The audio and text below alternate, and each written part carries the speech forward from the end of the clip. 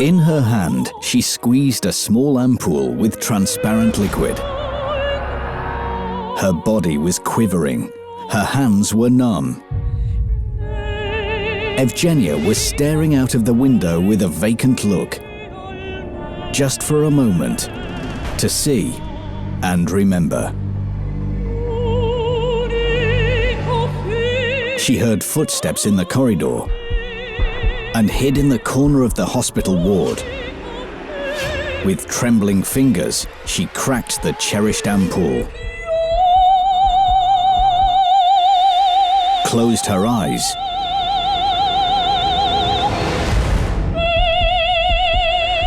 and fell down.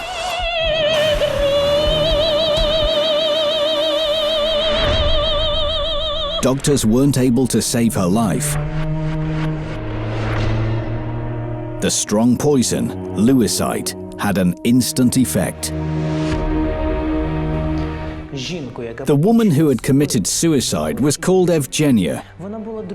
She was the wife of the People's Commissar of NKVD, Nikolai Yezhov. She had taken the poison under the instruction of her powerful husband. Thus, she avoided the terrible torment suffered by her elite friends in the Lubyanka torture chambers. The famously beautiful Kremlin wives.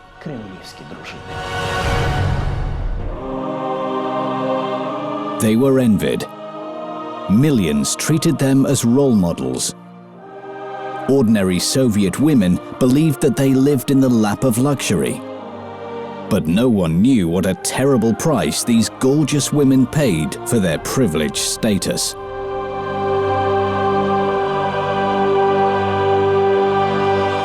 They were rotting in labor camps and committing suicide to avoid being massacred in the torture chambers of the NKVD. They were tortured, humiliated. No one could help them. Their all-powerful husbands were merely the puppets of Joseph Stalin.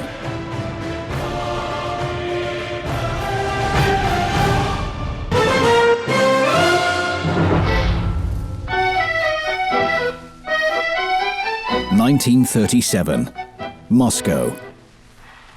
Polina Zhemchushina gave final instructions to her subordinates and left her office. She didn't want to be late for her friend Yekaterina's birthday. She was the wife of the chairman of the VTSIK, Mikhail Kalinin. A small, exclusive female crowd were invited for the party. Olga, the wife of the commander of the Moscow military district, Marshal Budyonny. Evgenia, the wife of People's Commissar of NKVD, Yezhov. And she, the wife of the chairman of Sovnarkom, Molotov. 4 high society ladies, the wives of mighty Soviet kings. A car was already waiting for her. Molotov adored his wife and called her his pearl. He consulted with her and always listened to her opinions. Polina was not afraid to show her independence and self-confidence. Because of this, Molotov had fallen in love with her. The car was taking Polina to the Kremlin. Meanwhile, Olga Budyonaya was saying farewell to her husband, Marshal Budyonny, at their home. She had several plans for the day: a party at Kalinina's place, and then a performance at the Bolshoi Theatre. Olga was Budyonny's second wife. Nadezhda, his first, had died under mysterious circumstances. The official version blamed the unsafe handling of a weapon. However, there were rumors that it was suicide because the famous hero of the Civil War had grown tired of Nadezhda. And when she found out about his passion for 19-year-old Olga, she killed herself. The next day, Budyonny brought a new wife to his house. Budyonny always dreamed of having children. But Olga didn't want to risk her career. She enjoyed all the adulation of her professional life. Besides, she was sure that her famous husband loved her the way she was, bright and inspiring. Olga knew the sad story of his first wife. She knew what he was like and was scared that he would lose interest in her.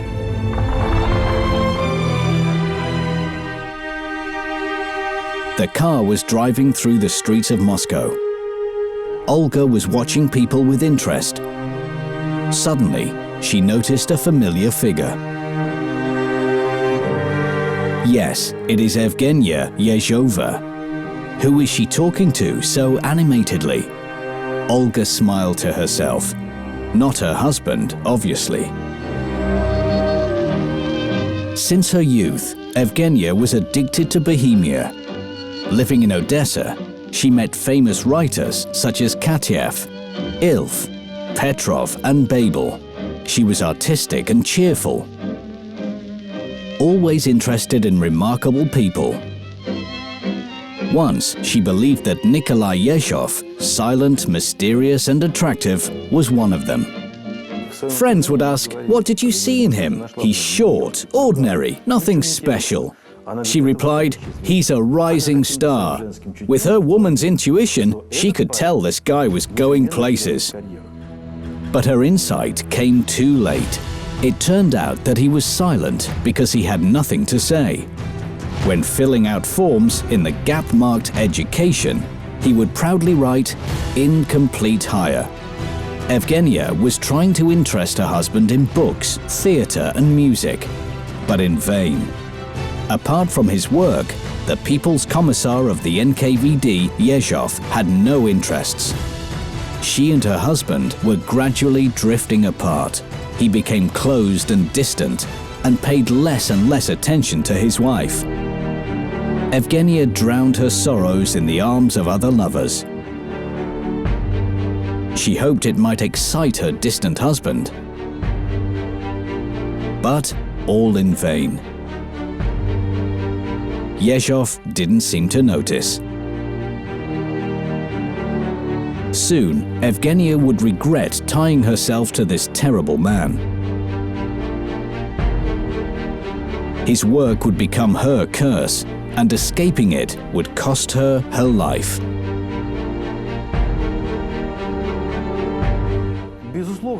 Of course, their life wasn't perfect. Yezhov Evgenia had lovers. There was Uritsky, the editor of Krestyanskaya Gazeta, and Babel. Yezhov also had affairs, and not only with women. A klaxon sounded. Evgenia turned and saw Olga. What good luck! Now they can go to Kalanina together. The party preparations at the Kremlin apartments belonging to the Kalanins were almost over. A festive table, decorated with flowers, bottles of wine, delicate dishes. Yekaterina was a wonderful hostess. Guests were gathering, gifts, kisses, flowers. She and Kalanin had been married for 30 years. Together, they survived the Civil War. They rejoiced when he was elected the chairman of the VTSIK. And now he has won the highest post in the country, chairman of the Presidium of the Supreme Soviet. Yekaterina loved her clever husband and tried to be the perfect wife. However, family life wasn't always peaceful. Mikhail Kalanin had never been loyal. His numerous infidelities forced Yekaterina to leave everything and run away from the Kremlin. But eventually, her husband began to settle down. The Kalanins were preparing to grow old with dignity. Parties, friends, sincere smiles.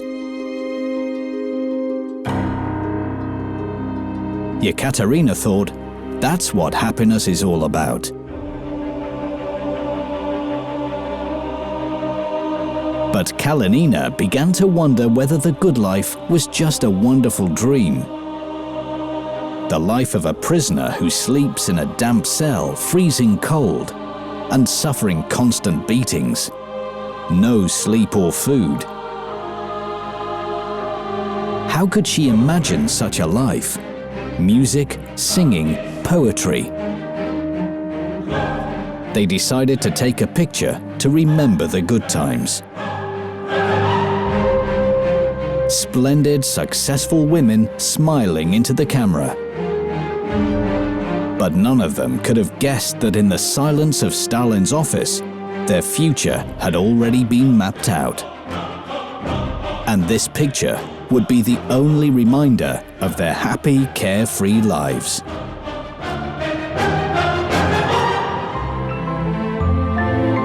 Olga Budyanaya left with a farewell kiss. She rushed to the theatre floating on air. For her, each performance was a dream come true. With a sparkle in her eye, Olga ran backstage. "Comrade Budyanaya, you are under arrest!" Stunned, Olga didn't say a word as she was removed from the theatre and bundled into a car.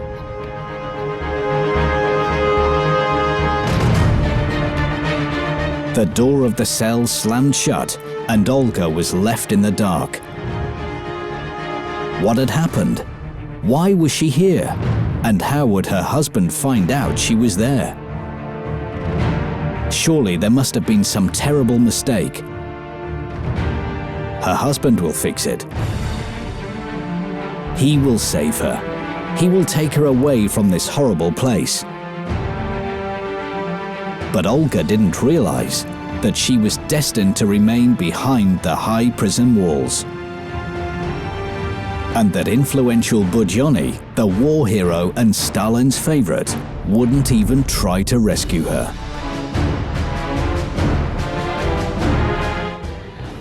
Red Army commanders were being exterminated. The trial of Marshal Tukhachevsky had begun. Stalin was always afraid of talented and ambitious servicemen and removed them with the help of other servicemen. The hero of the Civil War, the national favorite Budyonny, seemed perfect for the role of prosecutor. And to ensure his good conduct at the trial of Marshal Stalin, he was ordered to take his young wife hostage. Budyonny understood there is no point in contradicting. He knew Stalin. If he had already decided about something, he was unshakable. But what exactly did Stalin want from him? To take part in the trial? Good, he will prosecute, especially since he hates this young upstart Tukhachevsky.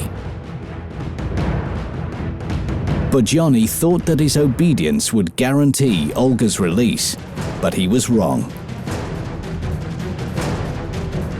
Stalin's plans concerning him were more far-reaching. He needed faithful soldiers, devoid of any human weakness.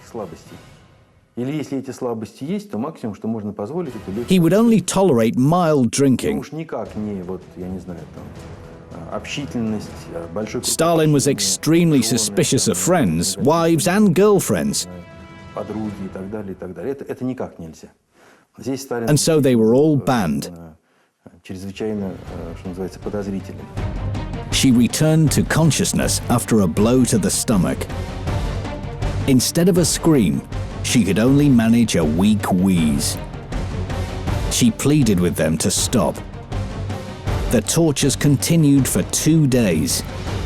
The men in uniform demanded only one thing of Olga: to sign the protocol. One signature and her anguish would cease. But Olga couldn't do it.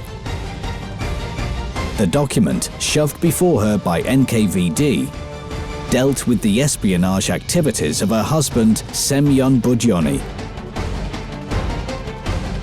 She couldn't betray her husband and denigrate him. She was beaten mercilessly. All this time, Olga still hoped her husband would come and save her.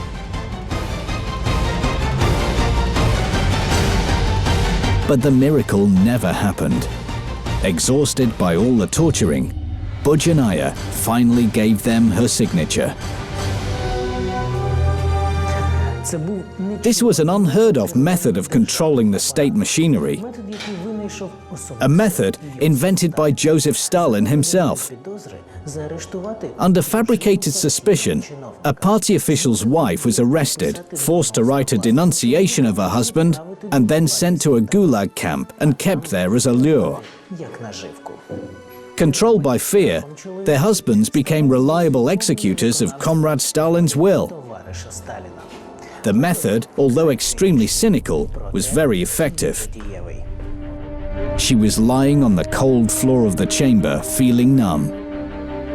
Beaten, defiled, devoid of any hope of salvation. Olga was recollecting the last happy hours of her life. Yekaterina Kalenina's party and all her friends. She burst into tears.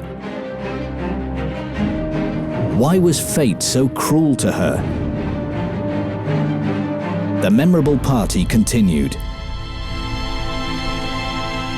Evgenia Yezhova kissed Kalenina and hurried home. In a little square near the Kremlin, her old lover was waiting, the famous writer Isaac Babel. Kissing and holding hands, they walked along the lane. They didn't notice a man in civilian clothing watching them from close by. Evgenia sneaked into the bedroom, turned on the nightlight, and jumped with surprise. Her husband was sitting in the armchair. Evgenia felt as though she was being interrogated. "So where have you been? Tell me." Gathering her strength, she tried to turn the conversation into a joke. However, Yezhov was in no mood for jokes. Day and night, he works like a dog, purging the party ranks, personally interrogating enemies, unmasking them. How dare she? And with some scribbler who will sooner or later be arrested. The only thing she deserves is a divorce. Unable to control himself, Yezhov slapped Evgenia's face. But then Yezhov became violent. Evgenia had achieved her goal. She had her husband's attention at last. But at what cost? She screamed and tried to escape from his grasp. But it only infuriated the commissar even more. He saw before him not a wife, but an ordinary defendant, just like all the others. He threw her to the floor and ran out. It was a terrible shock for Evgenia. Instead of awakening love and tenderness in her husband, she had unleashed a violent beast. Evgenia never recovered from the shock. Shortly after, she was found in the Kremlin hospital, diagnosed with asthenodepressive syndrome. Yezhov never visited her and never forgave his wife's adultery. But he never forgot her. These were troublesome times for Yezhov. Beria had been appointed the People's Commissar of Internal Affairs. It was clear that he would remove Yezhov, and Yezhov knew that these were his last days in the NKVD. As he himself said, "I know I'm a gone goose," and he had an idea to burn his bridges to avoid Stalin's attack. They quietly entered the hospital ward. Having heard about their friend's poor health, Yekaterina Kalanina and Polina Zhemchuzhina came to visit her. It was hard to recognize Evgenia. She had lost weight and her beauty had faded. She stared vacantly into space. Her friends tried to cheer Evgenia up, joking and sharing all the latest news. But in vain. Her face remained frozen. Having tried everything, the women left. They walked sadly back through the hospital courtyard. Their friend's health had made a painful impression. And then there was the news about Olga. What had happened to her? Why was she arrested? And why was her husband, Marshal Budyonny, not trying to release her? Was this war hero afraid? Everyone was afraid now. Kalanina looked around to find a man walking behind them. Stalin is a sadist. He kills innocent people. What will happen to all of us? Polina sighed. How sad and terrifying. The passerby in the hospital courtyard was also going to visit Evgenia. He was an agent of People's Commissar Yezhov.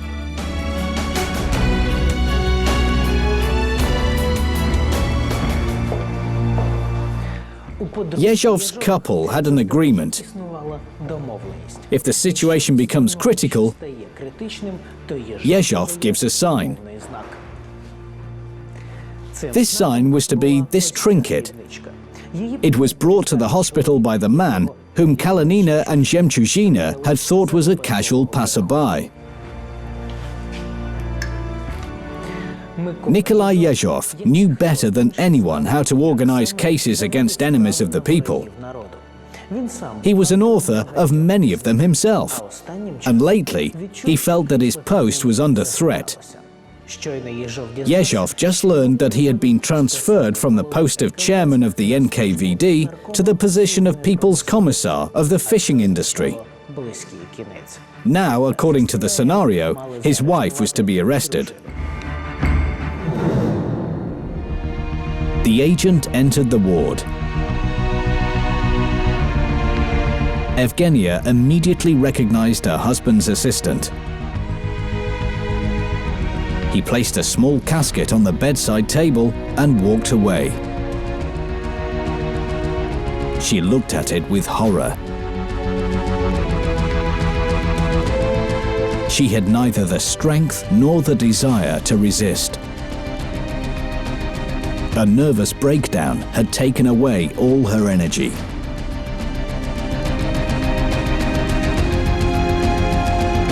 She opened the casket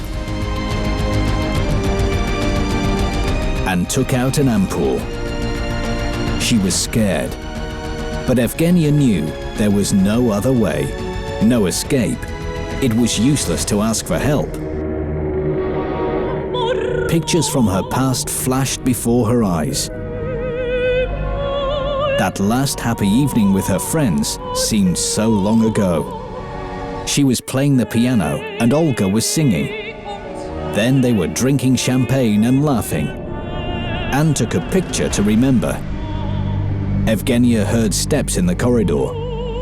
She held her breath, closed her eyes, and drained the ampoule.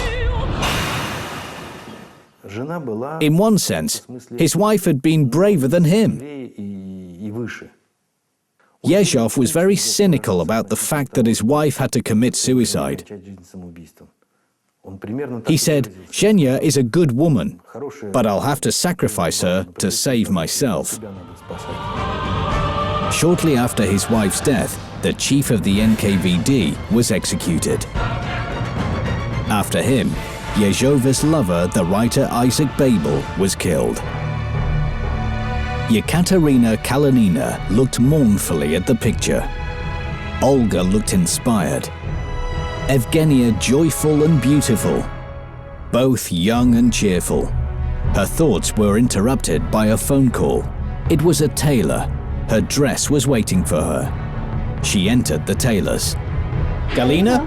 She called out for the tailor. No answer. Why is it so quiet?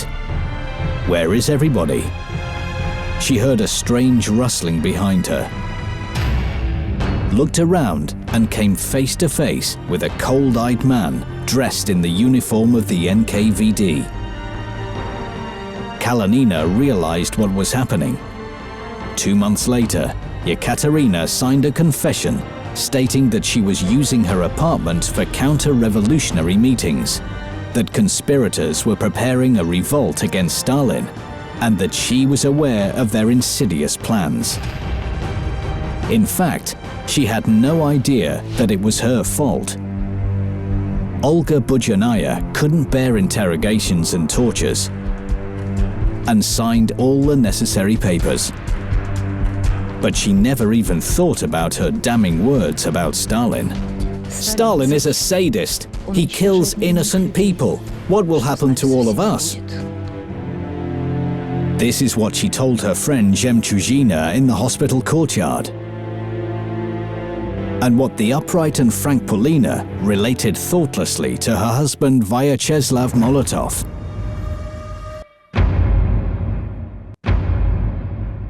Thus signing her friend's death sentence. Stalin did not care what happened to Yekaterina. His goal was Mikhail Kalinin.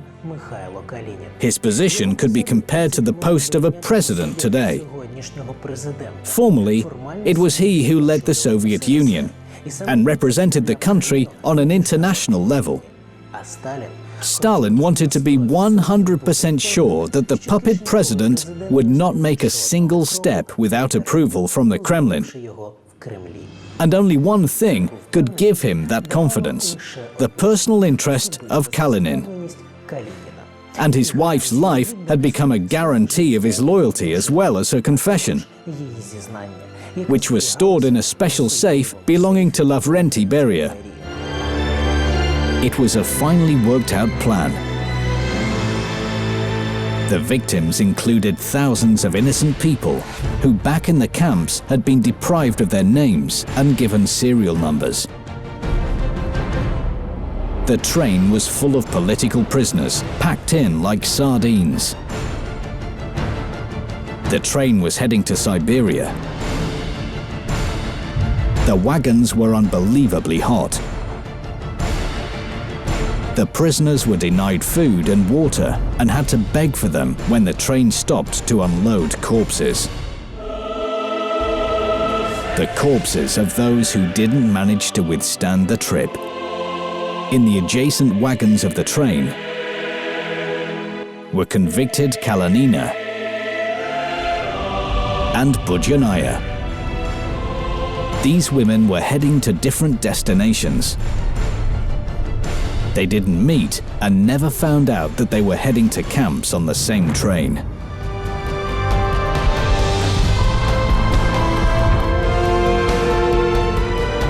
The heat of Kazakh steppe. No clouds, no wind.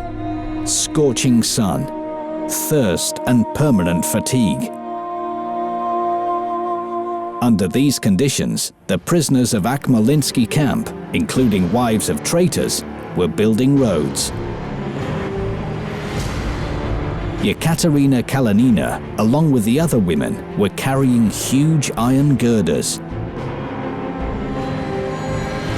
As a dangerous criminal, she had to do all the heavy work under supervision. She didn't realize that back in Moscow, old Mikhail Kalinin was begging Stalin to show mercy to his wife. And over time, he softened Iron Koba. In the camps, there were 3 special departments where traitors' wives were concentrated. They were in Temnigovsky, Siberian and Karagandinsky camps.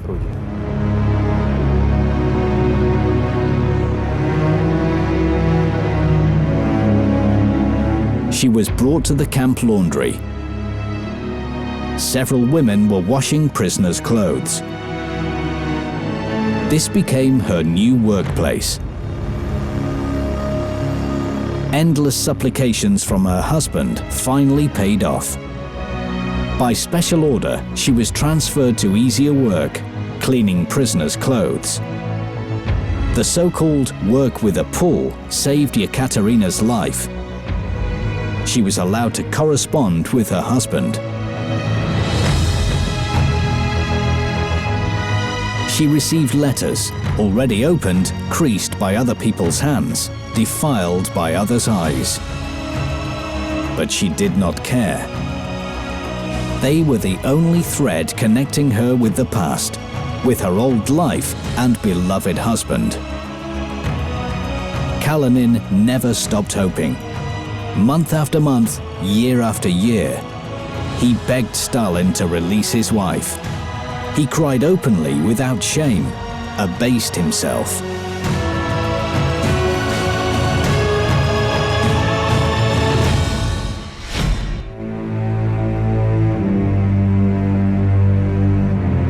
This is not the right time. When the war is over, we'll think about it.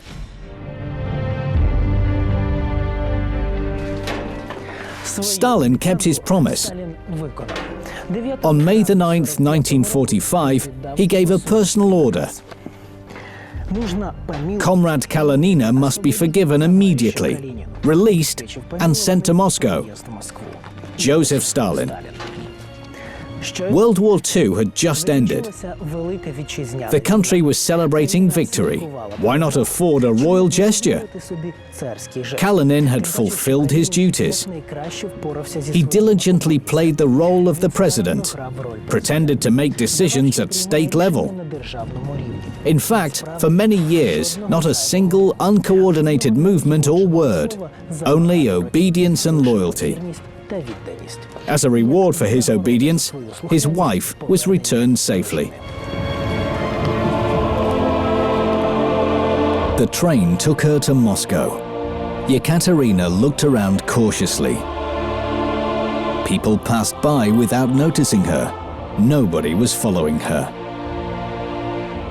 She did not know what to do now that there was no reason to be afraid, or ask to use the toilet, or go to bed when she was told. Everything had changed, but what's in it for her? Once smart, confident and lively, Yekaterina felt as though she was dead. Ruined from the outside and burnt from the inside. She couldn't let her husband see her like this. She loved him too much, and was afraid he would not want to be with her. Yekaterina didn't return to the Kremlin so as not to upset her husband. She settled in the dacha. And yet Kalinin tracked her down.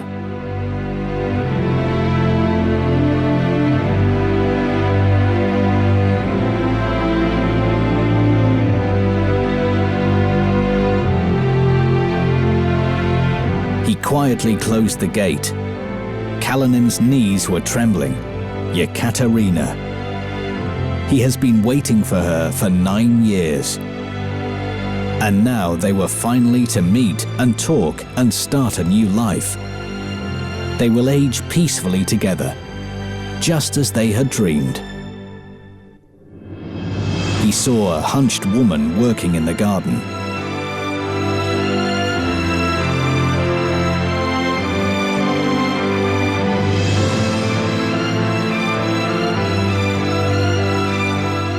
There was no one else around. Have you seen the mistress? With difficulty, she stood up. When she turned around, Kalinin froze. His catcher was looking at him. He couldn't speak. This hunched, wrinkled old woman couldn't be her. What had 9 years in the camp done to his wife? He couldn't go near her.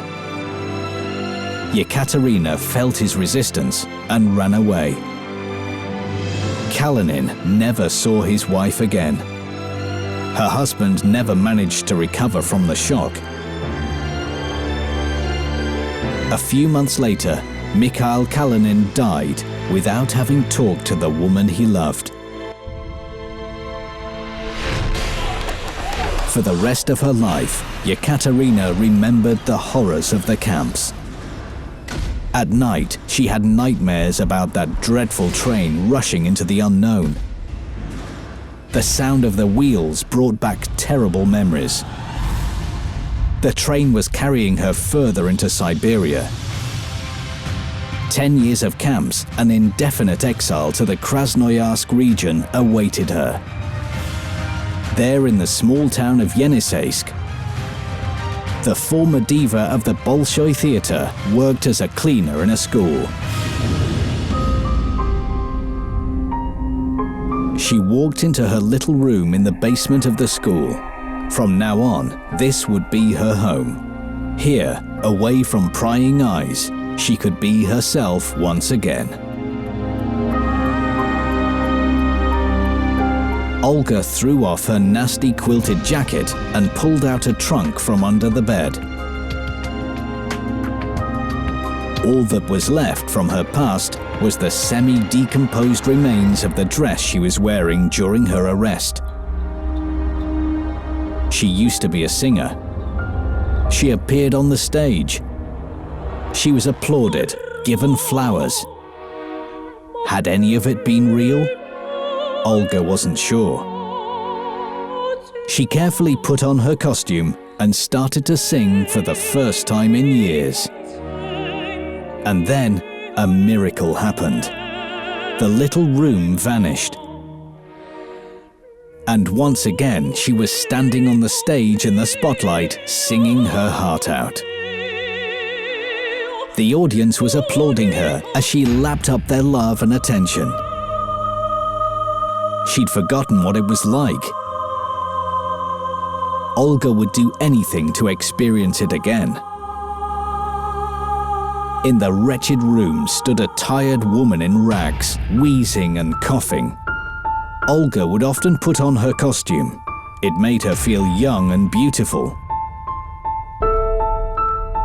At first, Budionaya only wore it in private, behind closed doors.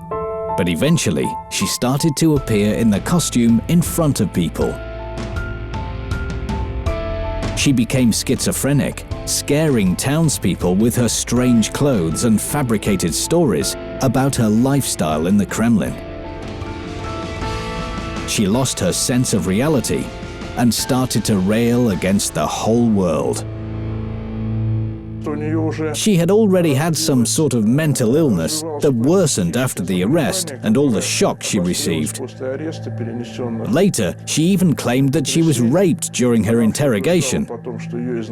She wrote bad things about many people. But it's hard to say if any of it was true, because she was obviously out of her mind. She was already seriously ill. She could not live by herself. She had to be taken care of. Budionaya looked at a pile of letters. Then she pulled the envelopes out of the trunk and started to sign them. Moscow, Kremlin, to Comrade Stalin. Moscow, Lubyanka, to Comrade Beria. Among these letters was a denunciation of Commissar Molotov's wife, Polina Zhemchushina. Comrade Zhemchushina involved in Zionist conspiracy. I, Olga Budionaya, personally know that Zhemchushina secretly communicated with her sister, who emigrated during the Civil War. Olga threw the letters into the mailbox. The letter with the denunciation came in handy. Exactly at that time, Stalin was putting Molotov out of business, and there was a need for guarantees. Aware of party intricacies, Molotov had to keep Kremlin secrets after his dismissal. And to guarantee his silence, they threatened to arrest his wife, his beautiful Pearl. At Politburo meeting, they were discussing the expulsion of Comrade Zhemchushina from the party. She supports international Zionism, and there is no place for people like that in the party. Who votes? Everyone but Molotov. Who votes against? Silence. Who abstains? People's Commissar Molotov timidly raised his hand. The decision is made. However, the next day, Molotov wrote Stalin a letter of repentance in which he admitted his lack of objectivity and voted after the event. It was a forced betrayal. After all, Vyacheslav Molotov knew the rules. His wife is only the first call, and he can do nothing about it. He'll be next, and then it will be his daughter's turn. Svetlana Molotova was 20 and had to share her mother's fate or repudiate her in public. By betraying his wife, Molotov was trying to protect his daughter. Zhemchuzhina was already sitting in the investigator's office at the Lubyanka. During interrogations, a proud Polina confessed nothing and signed nothing. But only because investigators didn't apply physical force. Molotov, who voted for her expulsion from the party, has clearly displayed his loyalty. And now, to please Stalin, it was enough just to send her away. A beggar was shuffling through a little market. Local tradeswomen knew of this old, exhausted woman. She never buys anything, only looks. The beggar's face was familiar to all. In the past, photos of the brilliant wife of Sovnarkom chairman, Polina Zhemchuzhina, often appeared in newspapers. She had recently been a powerful woman in the USSR. And now she was just another ex-prisoner, like thousands of others. The tradeswomen were spiteful about her, but she did not listen. She turned around and walked away. Here in exile, at the edge of the world, in the far Kostanay region, she didn't even have a name. In documents, Zhemchuzhina was called Object Number 12. For 4 years, Polina had been living alone in a hut. She even asked for a cat to keep her company. But the most horrible reminder from those years was the constant hunger. Only thoughts of her beloved husband had kept her going. In her memoirs, Polina wrote, 4 years apart, 4 eternities.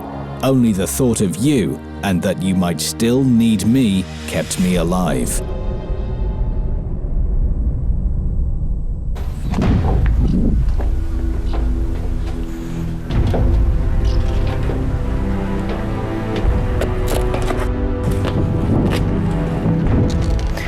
In January 1953, she was secretly brought to Moscow for supplementary investigation. This time because of a so-called doctor's case.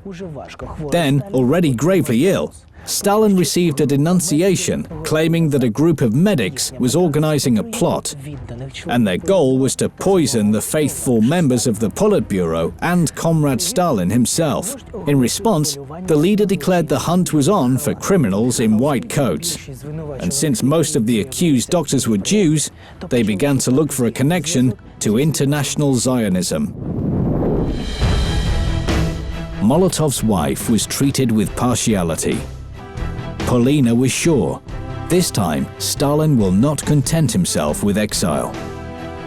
And she was ready to face her death with dignity. But fate decided otherwise. On March 5, 1953, Stalin died. The USSR was plunged into mourning. On March 9th, the whole country said goodbye to the father of nations.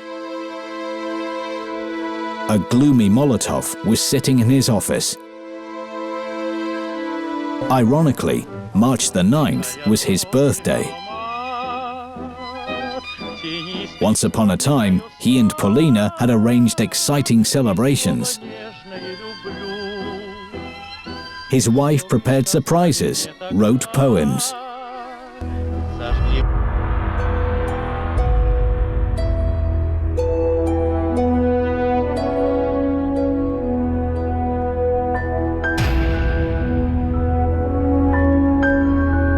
Beria quietly entered the office. Milich, what present would you like for your birthday?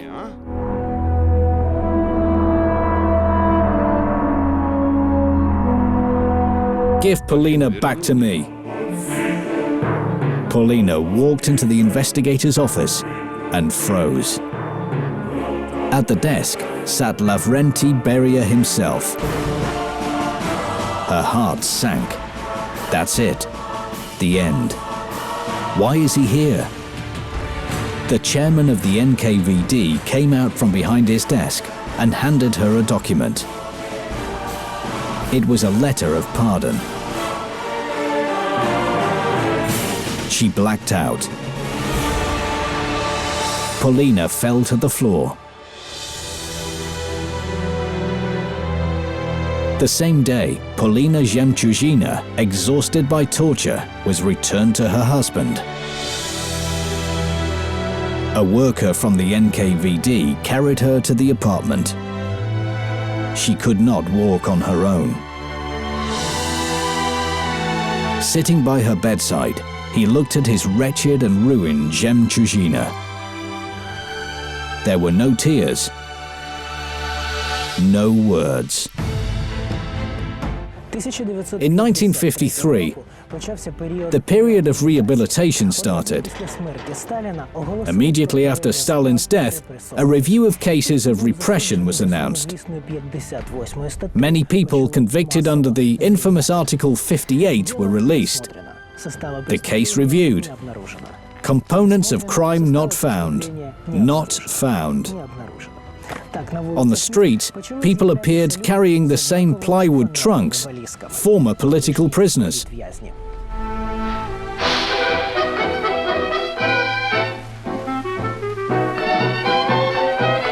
An aging, exhausted ex-prisoner stopped in front of a luxurious oak door with the sign Budyonny Semyon Mikhailovich.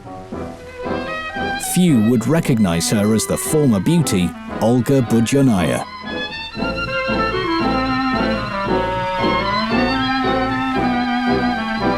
She knocked.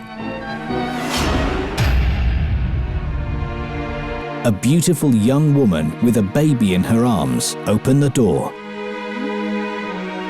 She looked at the stranger with surprise. "Who do you need?" Olga froze. It was her cousin Maria. Budyonny married her as soon as he learned that Olga had been given a life sentence.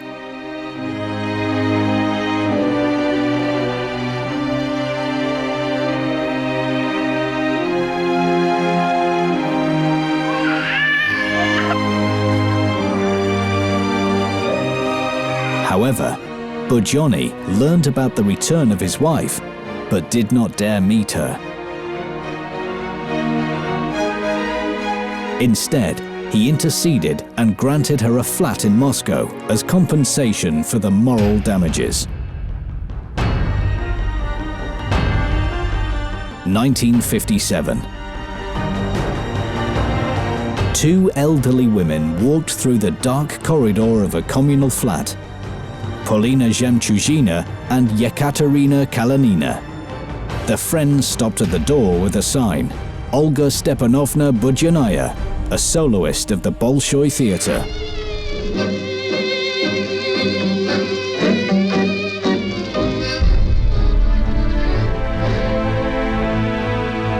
Olga was laying a table with newspapers instead of cloths.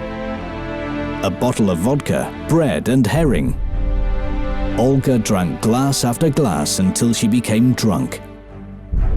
Polina swept crumbs from the table and hid them in her pocket. Her fear of hunger never left her. Brezhneva sat down at the old piano. The once beautiful voice now sounded more like a wheeze. Her piano playing sounded awful. Having put the drunk Olga to bed, friends opened up the piano lid. The piano was full of empty bottles. Their attention was drawn to the only decoration in the shabby room. A photo hanging above Olga's bed. On closer examination, it was that picture of the 4 radiantly successful women. The wives of famous, influential men who paid dearly for their star status. Возвращая ваш портрет,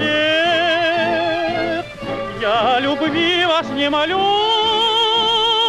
в моем письме упрека нет, я вас по-прежнему люблю.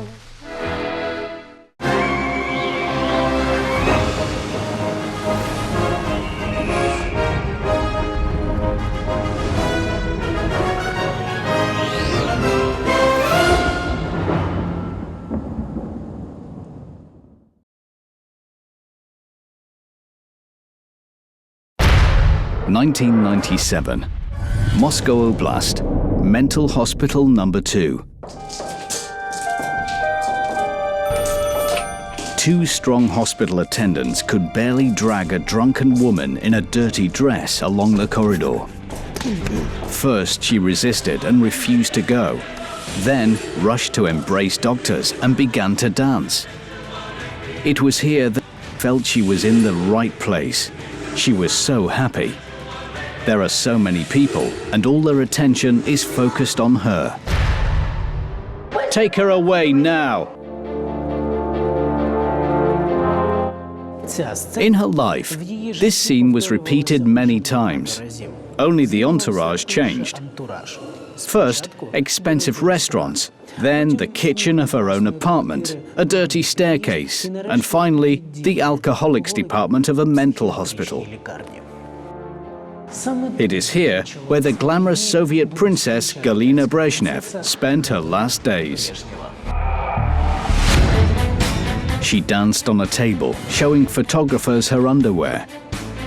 She got involved in drunken brawls at the Kremlin. She started affairs in front of millions of people and shocked foreign diplomats with her provocative clothes.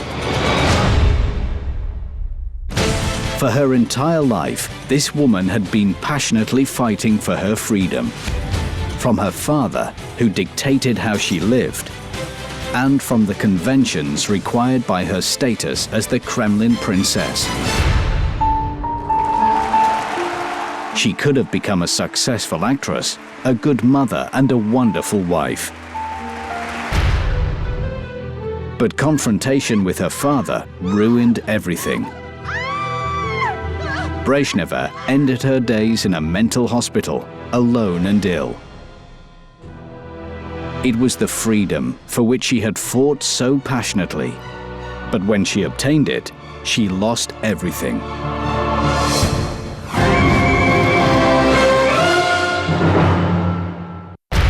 (1997), Moscow Oblast, Mental Hospital Number 2. Galena was sneaking along the corridor. In her head, there was only one thought: to get out of here. She couldn't stay in the hospital any longer. She had been there for 3 years, kept under lock and key. Galena had been planning her escape all week, and finally, she was going to do it. All she had to do was go downstairs and along the corridor. She heard the footsteps of hospital attendants behind her. Her heart was bursting out of her chest. She can't give up just like that. She can already see the front door. Just a little further, and she will be free to begin a new life. It gave her the strength to make the bravest deed of her life, a deed that eventually cost her her freedom. 1947, Moscow. Gasping for breath, she ran up the stairs. Galena was terribly late. That day was a very important day in her life. 18-year-old Galena was entering the Theatre Institute. A moment later, she was on stage. On that day, Galia played Juliet before the members of the admissions department. She noticed teachers watching her with approval. 18-year-old Brezhneva wanted to weep with joy. Here it is, her hour of triumph. She's been preparing for this performance for months, learning the lines, rehearsing. And when the time had come, she quietly packed up and went from Dnipropetrovsk to Moscow. Galena wanted to surprise her parents, to return home with a student ticket in her pocket. But Galena did not know that the decision regarding her entrance to Moscow had long been made. Enough, thank you. Thank you very much. She looked into her teacher's eyes and couldn't hold back the tears. Why are these people looking away? The teachers, who were so friendly just a moment before, were brushing her aside. They said she lacked talent. That was all she heard. Galena's disappointment was limitless. Had all her efforts been in vain? Was she really useless? Galia felt exhausted, devastated. Her dream collapsed in one moment, and now she didn't know what to do. The corridor was filled with enthusiastic students. Nobody cared about the tearful, heartbroken girl helplessly sitting in the corner. Her fate was decided by one call from her father. Being an actress in the Soviet Union at that time wasn't considered very prestigious, and for an official's daughter, it was totally unacceptable. The first secretary of the Dnipropetrovsk Oblast Party Committee, Leonid Brezhnev, was successfully building his career. His biography had to be perfect, which is why an actress' daughter didn't fit in with this ideal. He wasn't straight with her.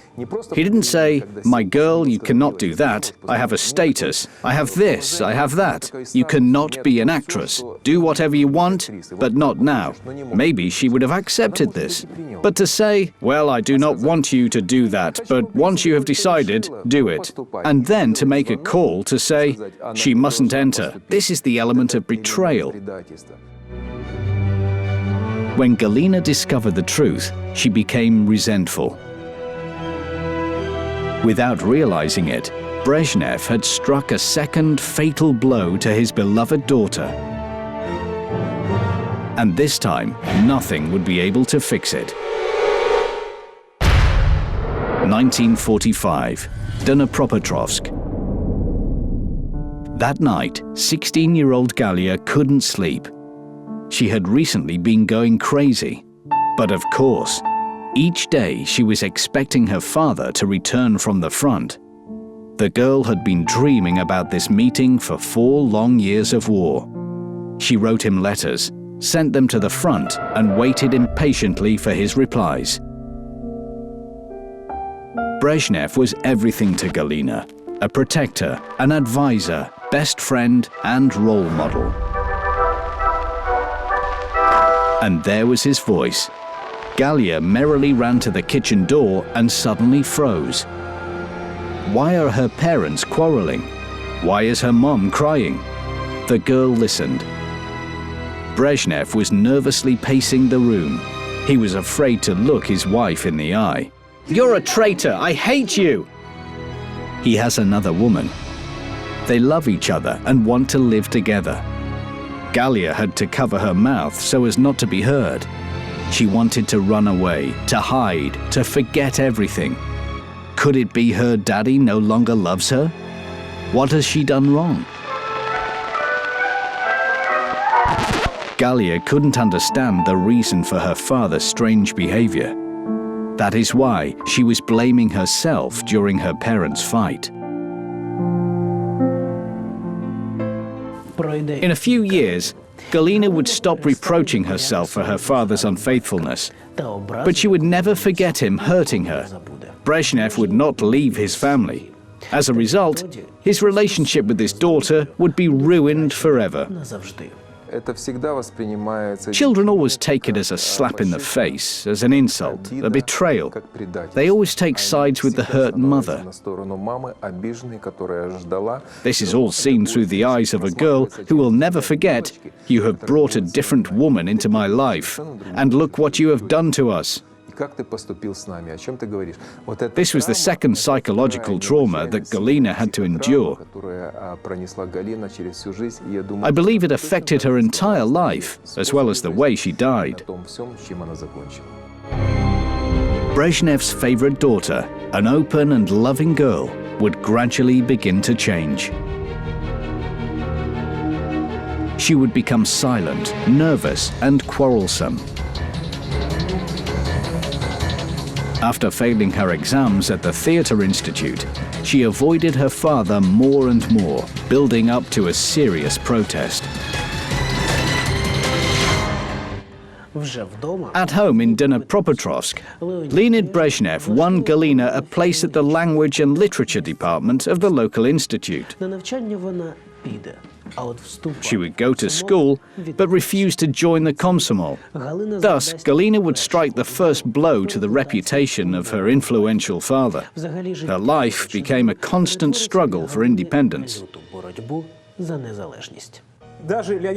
Leonid Brezhnev even tried to influence her through some Komsomol organizations.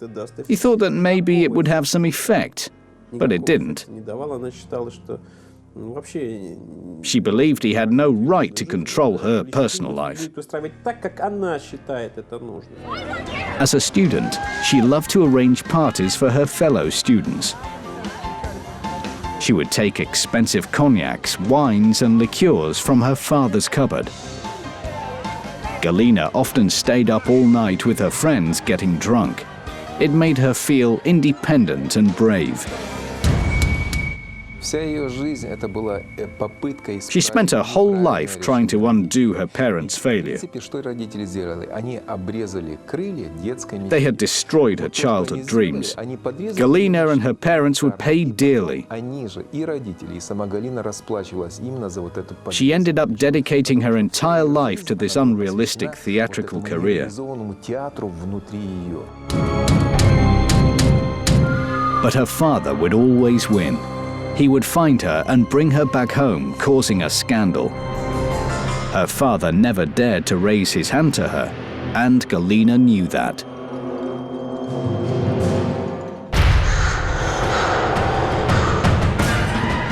She felt a hard blow to her back. Galena wearily sat down on the floor. She wanted to cry out. She was once again dragged into a hateful hospital ward that was more like a prison. Galena was kicking and screaming, but the nurses were much stronger. One injection of sedative, and Brezhneva fell into oblivion. Her body felt warm. She couldn't move. Yes, she didn't try to escape, but this does not mean she wouldn't try again. Suddenly, her consciousness returned. She had found a solution. Her daughter, her little Vikusia.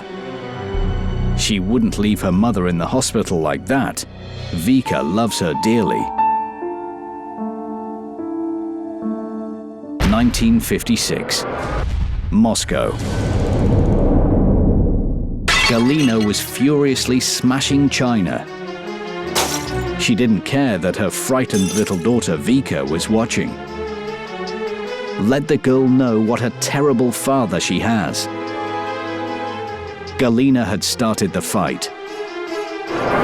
She saw what delights her husband, the famous USSR circus performer Yevgeny Milyev, took from looking at his colleague. Now, Galena was going crazy with jealousy.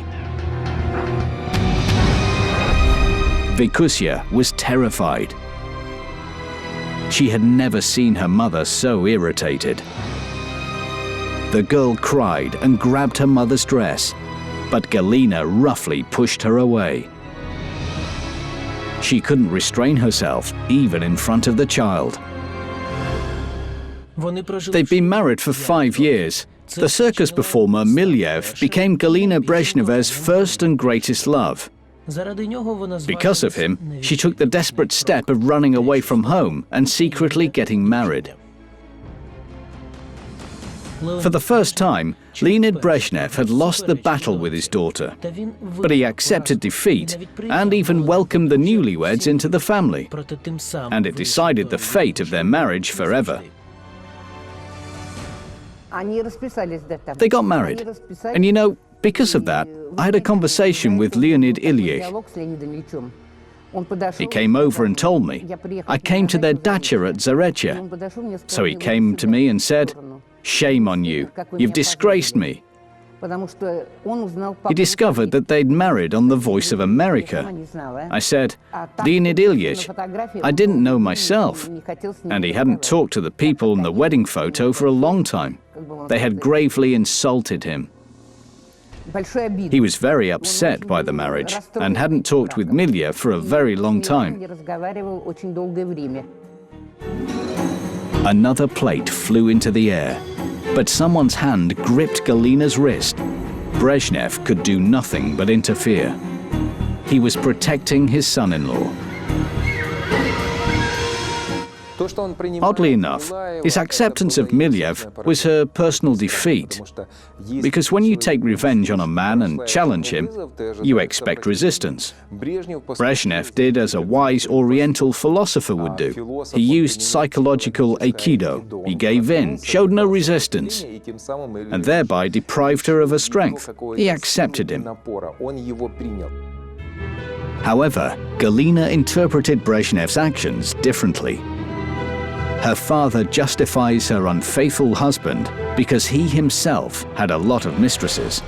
And now he's trying to control her life again. No, she couldn't let this happen. And now, to avenge her father, she was ready to cross the last line, to destroy her own family and leave her beloved husband. She loved Milyev all her life. And during the hard times, when I was with her, she was thinking only of her when she lived with Milyev. It was hard for her after living such a luxurious life. She was beautiful and wonderful. Everyone loved her. Everyone was singing her praises. They took everything. And then, alas, if there hadn't been long-standing opposition to Brezhnev, this fight could have ended in reconciliation. But Galena no longer thought about it. This situation couldn't have ended in a long-term relationship, since she acted only to spite her father. Of course, this is not the action of a grown woman. A family stays together when they plan for the future. She had no plans. Passion is not a plan. Passion lasts for a few months, and then it fades. Then the real relationship begins. Hair rollers, kids, plans. She would divorce her husband and leave her only daughter in the care of her grandparents. And little Vika would only see her mother a few times a year. The feelings she had for her only daughter were a sacrifice, which Galena made of her own free will. Then she stopped caring. She had her entire life ahead of her, and she wanted to enjoy it. There's a visitor for you. 1997, Moscow Oblast, Mental Hospital number 2. Galena happily jumped out of bed. Igor Kyo. This person really meant a lot to her, and she really wanted to see him again.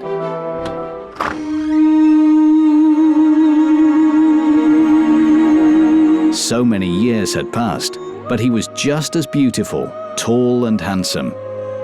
He still remembers her, and maybe even loves her. Galena looked into a large mirror. Brezhneva froze. Could she really have become this old, wrinkled woman? Surely not. So are you coming? Yes. 1961, Sochi.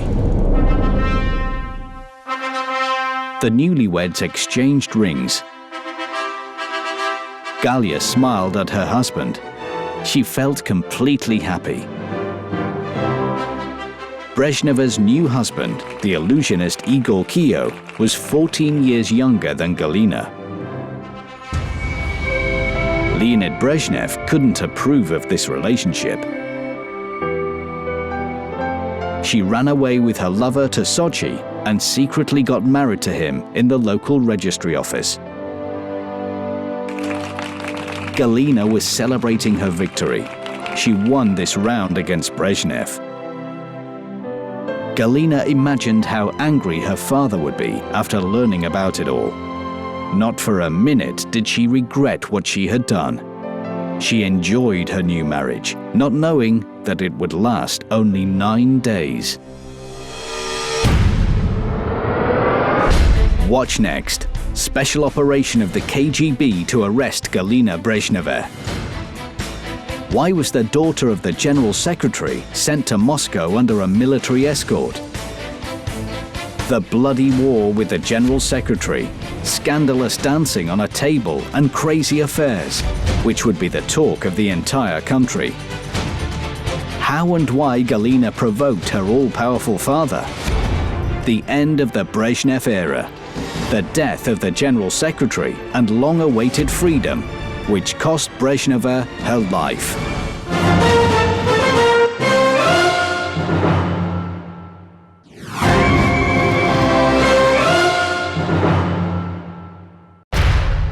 (1961) Sochi. Galena was crying hysterically. She couldn't believe what she'd heard. She, a 32-year-old woman, the daughter of the influential member of the Politburo, was ordered to be taken under escort to Moscow as a prisoner. But Brezhneva couldn't do anything about it. It was on her father's orders. His victory was her bitter defeat.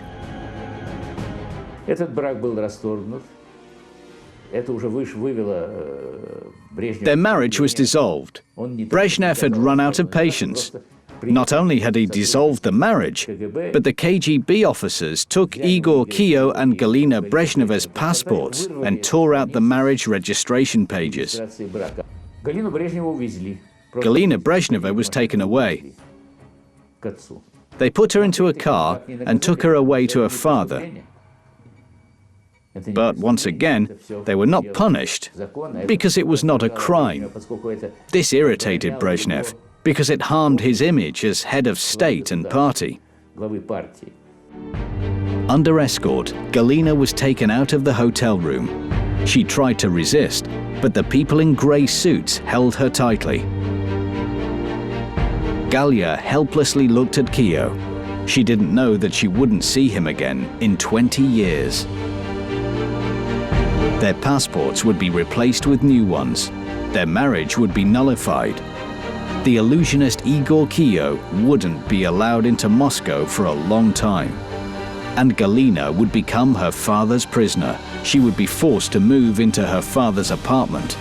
In an attempt to block out the pain, Galena Brezhneva begins drinking.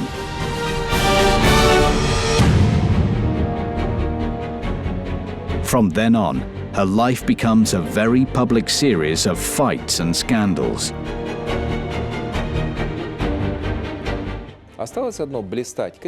During her alcoholism, she really burned the candle at both ends.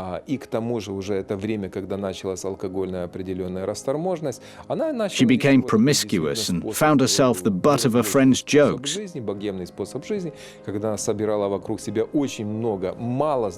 At one point, she even broke into a restaurant.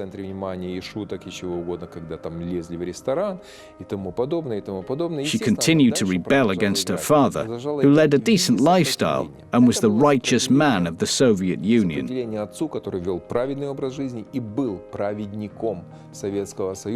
She would appear in the Kremlin half naked, in transparent dresses. She would get drunk at official banquets and start dancing. She would have many lovers and would spread incredible rumors about herself.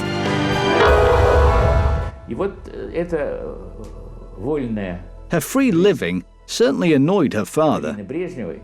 He found her a job. She worked in Moscow in the press agency Novosti and at the archival department of the Ministry of Foreign Affairs. She was constantly watched over, but it was impossible to keep an eye on her all the time. She was always appearing in police reports or in some scandalous incident. At that time, her ex-husband Igor Kyiv returned to the capital. But Galena didn't want to meet with him. She no longer wanted to fight for his love. Galena accepted defeat and was ready to move on, not for her own sake, but for the sake of revenge, which would destroy her life. 1997, Moscow Oblast, Mental Hospital Number 2. She looked at her ex-love and wept. Galena couldn't come out to Kyiv. She couldn't appear before him as a miserable old woman. Most of all, Brezhneva feared being pitted. Let Kyiv remember her as she was, a slender beauty whom he'd fallen madly in love with on tour, a fearless woman who knew how to fight, but not anymore.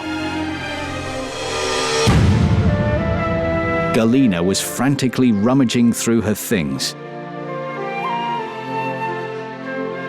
Here it is, the dress in which she was taken to hospital. If shortened slightly, it will be very beautiful. There's always the next time. She will surely pull herself together and once again become that splendid Galena Brezhneva who attracted all the most attractive men. It awoke her excitement. She tried the dress on and buttoned up the large black buttons. He was nervously working on the stubborn buttonholes. Yuri Churbanov would not calm down. That day, he was planning to visit his ex-wife Galena Brezhneva in a sanatorium near Moscow. He was told that she had gone there to improve her health. Churbanov did not know that she was actually in a mental hospital. Galena, with her influence and connections, was his only chance to better his life after he was released from prison. And she will surely help him. After all, he was imprisoned because of her. After the death of General Secretary Brezhnev, his successor Yuri Andropov purged the Politburo, organizing show trials. In the heat of the moment, Leonid Brezhnev's son-in-law, Yuri Churbanov, was tried for bribery and abuse of authorities. Only 3 of over 100 charges were proved, but that was enough for a 12-year prison sentence. Churbanov served half the sentence. And now, he was going to visit his ex-wife and help restore his former status. Galena was shortening her dress with nail scissors. But one look into the mirror shattered all her illusions. Wrinkles, dark eyes, and pale lips. but that's fine. All she needs is a little makeup. Galena rushed to the mirror and carefully applied cosmetics.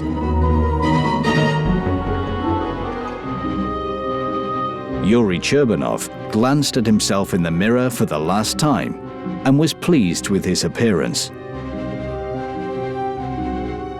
Galena will be happy to help again. 1971, Moscow. Cherbanov was standing in a crowd of onlookers. He was very embarrassed. Galena went on a crazy spree again. He couldn't get used to it, although her drunken brawls were common.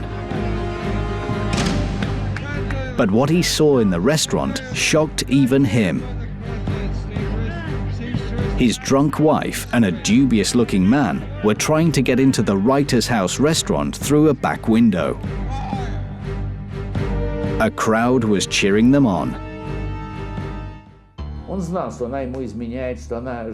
He knew she was cheating on him, that she lived with some circus performers and traveled abroad a lot. But she didn't report back to Cherbanov, the police general given to her according to her status.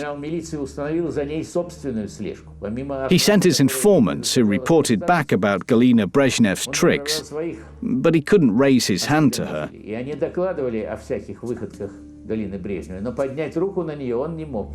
Cherbanov was filled with shame. Tomorrow, the whole of Moscow will be buzzing about it. He was imagining how his influential father-in-law would reproach him. In order to become Brezhnev's son-in-law, Cherbanov divorced and abandoned his children. But the General Secretary shut his eyes to it. Brezhnev liked Cherbanov, a man with a serious profession who was able to tame his wild-tempered wife. Cherbanov struggled to get Galena into his car. I hate you! I hate you both! You've ruined my entire life! Cherbanov couldn't understand. He thought she was drunk again. Cherbanov couldn't remember when Galena had changed from a gentle, loving wife into a nervous, hysterical bitch. Brezhnev's son-in-law didn't realize that he was the cause of her breakdown. 1970, Moscow.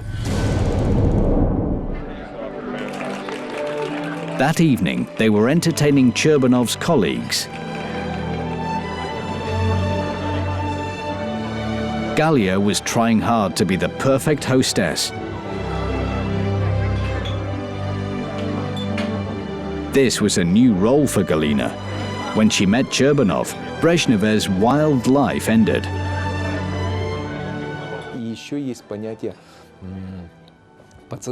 There's something known as subconscious defense.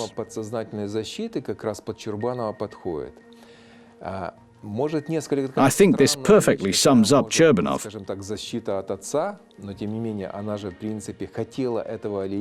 Why do you need protection from your own father?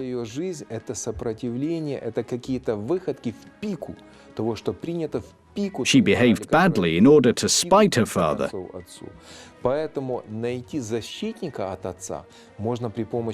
She found the protection she needed in her officer.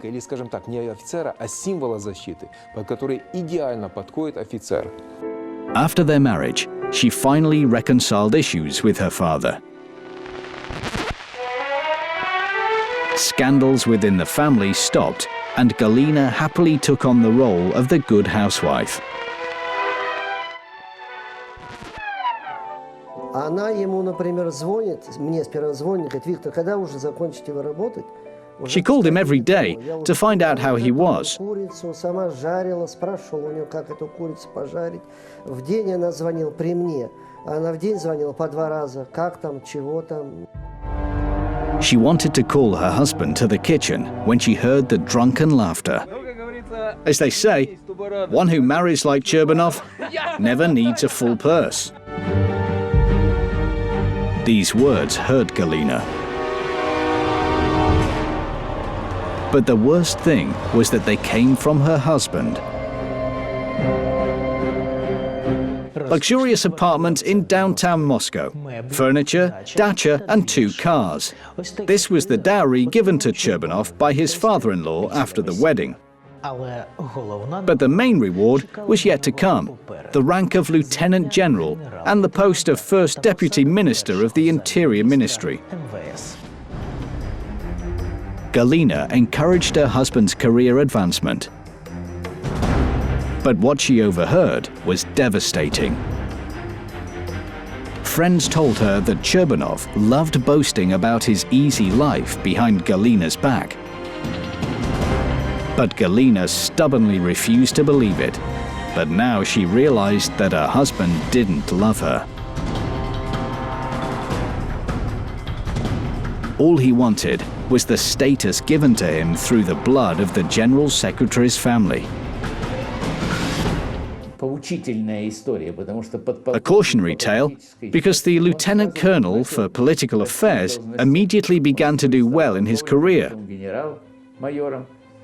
He soon became a colonel, then Major General.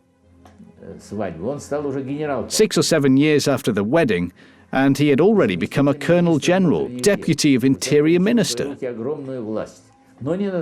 He received great power, but not over his wife. The higher his rank, the less Galena Brezhneva liked him. Galena wouldn't tell her husband anything. She would once again drown her humiliation and sorrow in enormous amounts of alcohol. And once again, she blamed her father for her broken life. Here was a man who loved Cherbanov, but barely noticed his own daughter.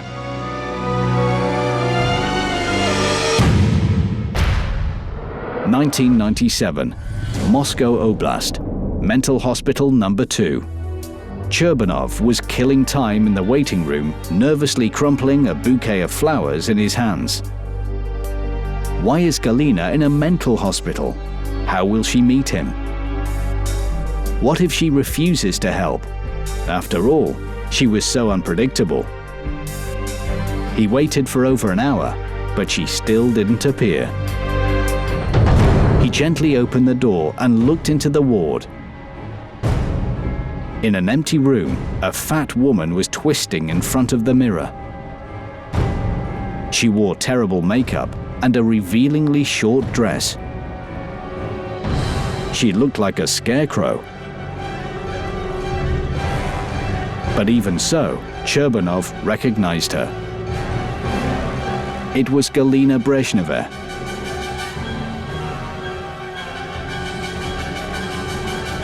Once the most beautiful woman in the USSR.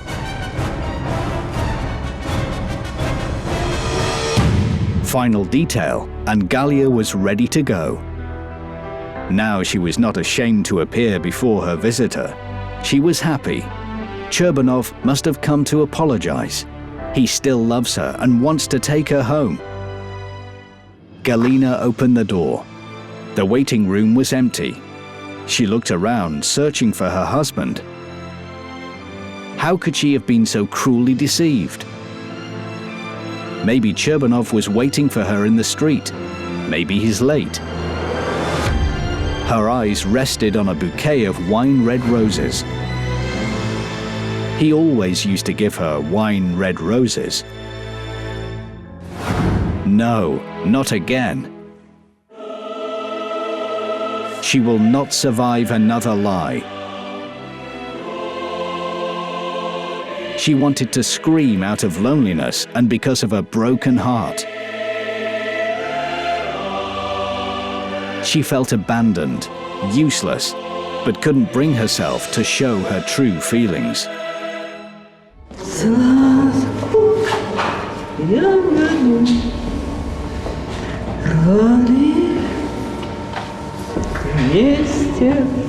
Горькую ягоду Я сама. She couldn't stop singing. In a large apartment in downtown Moscow, Galena Brezhneva was partying hard. She was drinking vodka straight from the bottle and dancing provocatively on the table. She pulled up her skirt, revealing her legs. She didn't care that there were strangers there, and that the next day, her scandalous photos would appear in the Western press. It was a miserable, drunken end, you know? Everyone abandoned her. Nobody wanted to see her. When a foreign film company came to meet her, she welcomed them into Brezhnev's apartment and began to dance drunkenly on the table. By now, she was fat and unattractive. The foreign film company took pictures of her.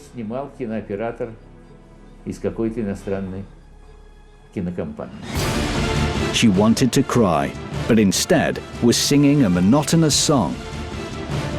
She wanted to be alone, but had filled her house with unfamiliar people. An hour before, Leonid Brezhnev suffered a heart attack. The doctor's prognosis was not good. The General Secretary was slowly dying. 1982, Moscow. She was sitting on the floor of her apartment and could not believe what had happened.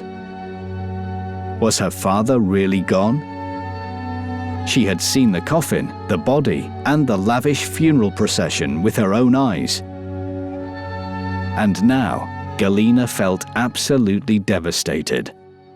The system is collapsing, and here's a very interesting phenomenon. She loses the main person whom she's resisted her whole life. It would seem, well, here you go. You're miserable, your husband is in prison, your father has died, you have no support. It's a very interesting phenomenon. When you have no one left to fight with, your life becomes meaningless. She couldn't figure out what she wanted. Her entire life was one big confrontation with this person. She loved and hated him, and now he was gone. And for the first time, Galena didn't know what to do.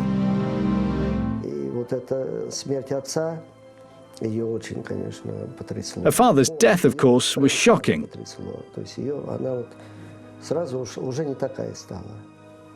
She changed from an energetic, beautiful woman into a sad loser.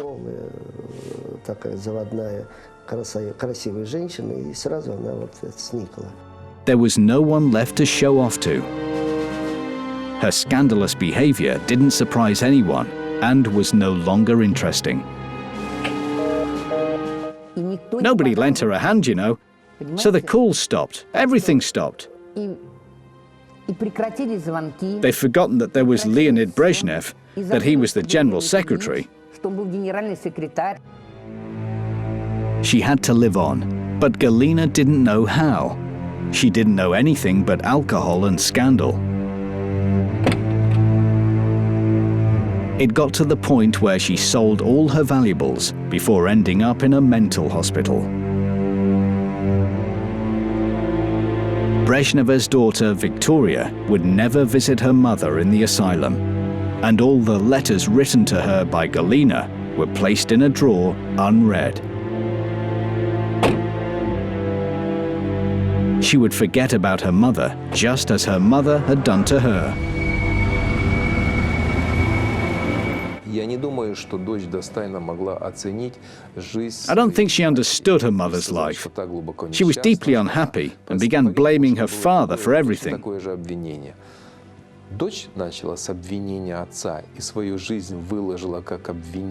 She too was deeply dysfunctional and had a problem with intimacy.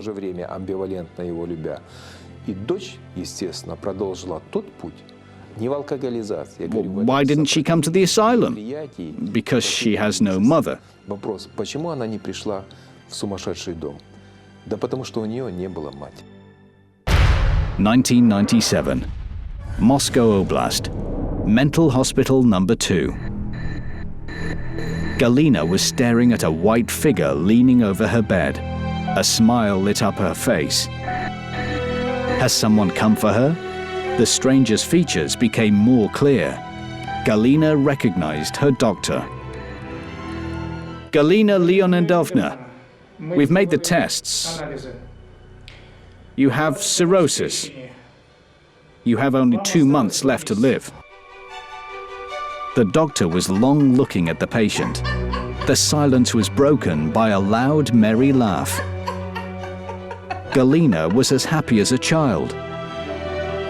Cirrhosis, a couple of months. What other lies can these doctors tell her? Soon she will go. Only her friends were informed.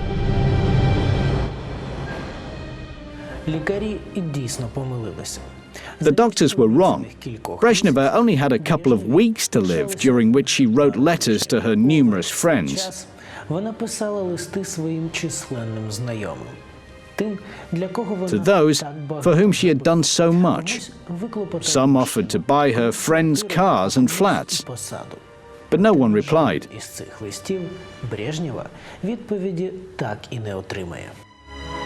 Galena Brezhneva outlived her father by 16 long years. These were the years of loneliness and collapse. The collapse of the woman who had everything: family, love, power, and money. For the sake of revenge, she sacrificed it all. The splendid Kremlin princess was dying in a mental hospital alone. She kept on hoping that her friends would rescue her from this awful place. She deteriorated rapidly, but didn't regret a thing.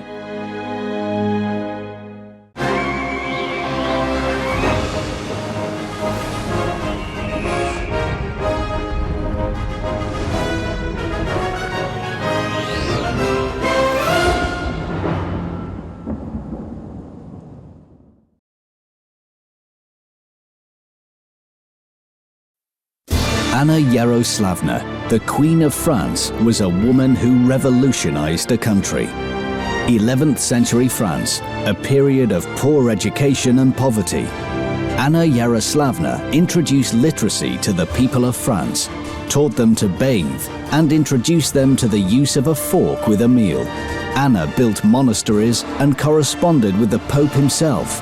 A newcomer to France, her subjects accepted and adored Anna, and she became renowned as Red Agnes. However, the Queen suffered throughout her life from one single decision. Alongside her were 2 men, a king and his enemy known as the Devil.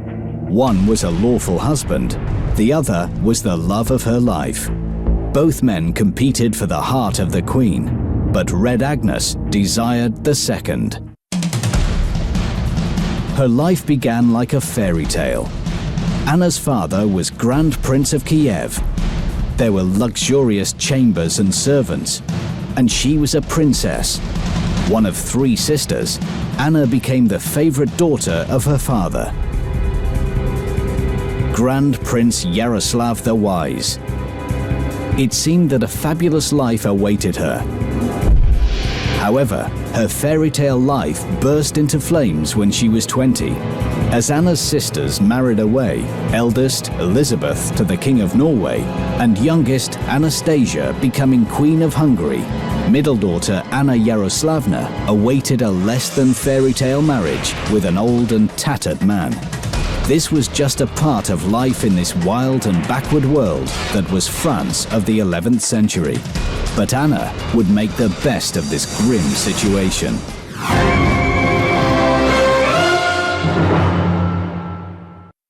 During the early 11th century, feudalistic Europe existed much as a large divided pie, with France, Italy, Germany and Britain all waging endless wars to gain and hold onto imperial power. Riots flared, feudal lords opposed peasants. The power of the great Byzantine Empire had weakened. Only within Eastern Europe was there any semblance of unity, war-free and unified with their king. This was the Kyiv Rus, with its ruler, Prince Yaroslav the Wise. The entire kingdom of Europe dreamed of their chance to marry into this royal bloodline. 2 daughters were already married. Only the middle daughter, Anna, remained with her father in Kiev. The prince searched for Anna, relentlessly, for the best of men and the most powerful of kings. Thousands of miles away from Kiev, a 50-year-old man sat upon the throne, France's King Henry I, with his rule about to expire because of the possibility of being overthrown by angry feudal lords. Among the rebels, the first challenger to the throne was Count Raoul de Valois. Because of his cruel disposition, Valois was better known in his country as the Devil. The entire countryside awaited terrible bloodshed. The reason for the uprising was simple. King Henry had no wife and no children. Therefore, once dead, there would be no further bloodline to take over the throne. Henry I's destiny, therefore, seemed certain. Amazingly, just at the nick of time, the king was saved by a woman. The French call her Red Agnes. At 20, this woman became a guarantee to France's continued state of power. The Pope himself was delighted with Anna's sharp-witted mind. All state affairs were now handed to her. We managed to find a unique picture of this woman. An artist painted it after the death of the Queen. It has been preserved in the Great Chronicles of France. This is the only picture of the woman who glorified France. Born in Kiev and daughter of Kiev Prince Yaroslav the Wise, Anna Yaroslavna became the most famous Queen of France. But how did she manage to save a king and his country? Keep watching. In a few moments, we will learn why the daughter of Yaroslav the Wise changed the fate of a country, yet never fell in love with her husband. Also, how did outsider Anna manage to become mightier than a king? And what scandal could rock the whole of Europe and turn the adoring eyes of her subjects and even her own children away from the Queen?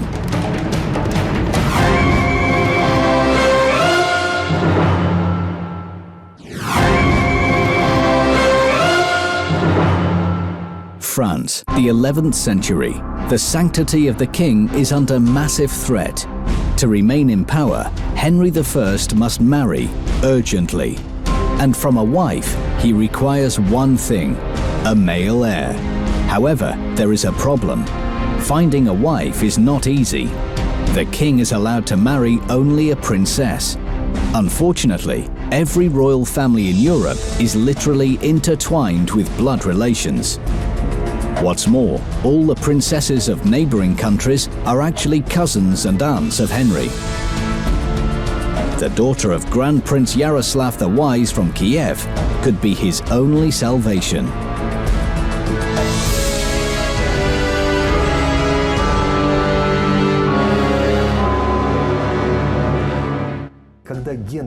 Henry was a weak-natured man, so in choosing his future wife, he desired a woman who could actually become his equal.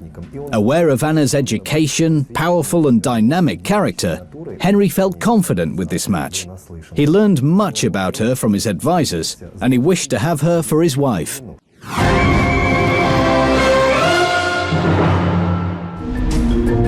One question remained. Would Yaroslav give his beloved daughter up to Henry? After all, her beauty and intelligence were legendary.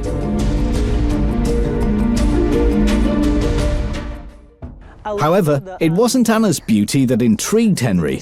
Having her hand in marriage meant that Henry could avoid dethronement. Through marriage, he could avoid sin before the church. He would have a healthy heir, and this, he hoped, would provide him the reason to enlist the support of the powerful Kyiv Rus. Ambassadors, however, brought disappointing news from Kiev. Prince Yaroslav refused to give him his beloved daughter. In the 11th century, 12,000 people resided in Paris. In Kiev, 50,000. Here's an indicator of what was going on. France was weak, a small and divided country. A duke in Burgundian was far stronger than the king was. This is Iraninska Street, located next to St. Sophia Cathedral. It was here where 10 centuries ago stood the famous palace, the Grand Courtyard of Yaroslav. This is where Anna and her sisters were raised. Their teacher was the monk Hilarion, who gained fame as the Metropolitan of Kiev. Princess Anna and her sisters were educated in arithmetic and history, and also trained in drawing and singing. Astute in medicine, they spoke fluent Greek and Latin. Education was imperative to their father, wishing to raise his daughters not only to make good wives, but as capable future rulers. His foresight was correct.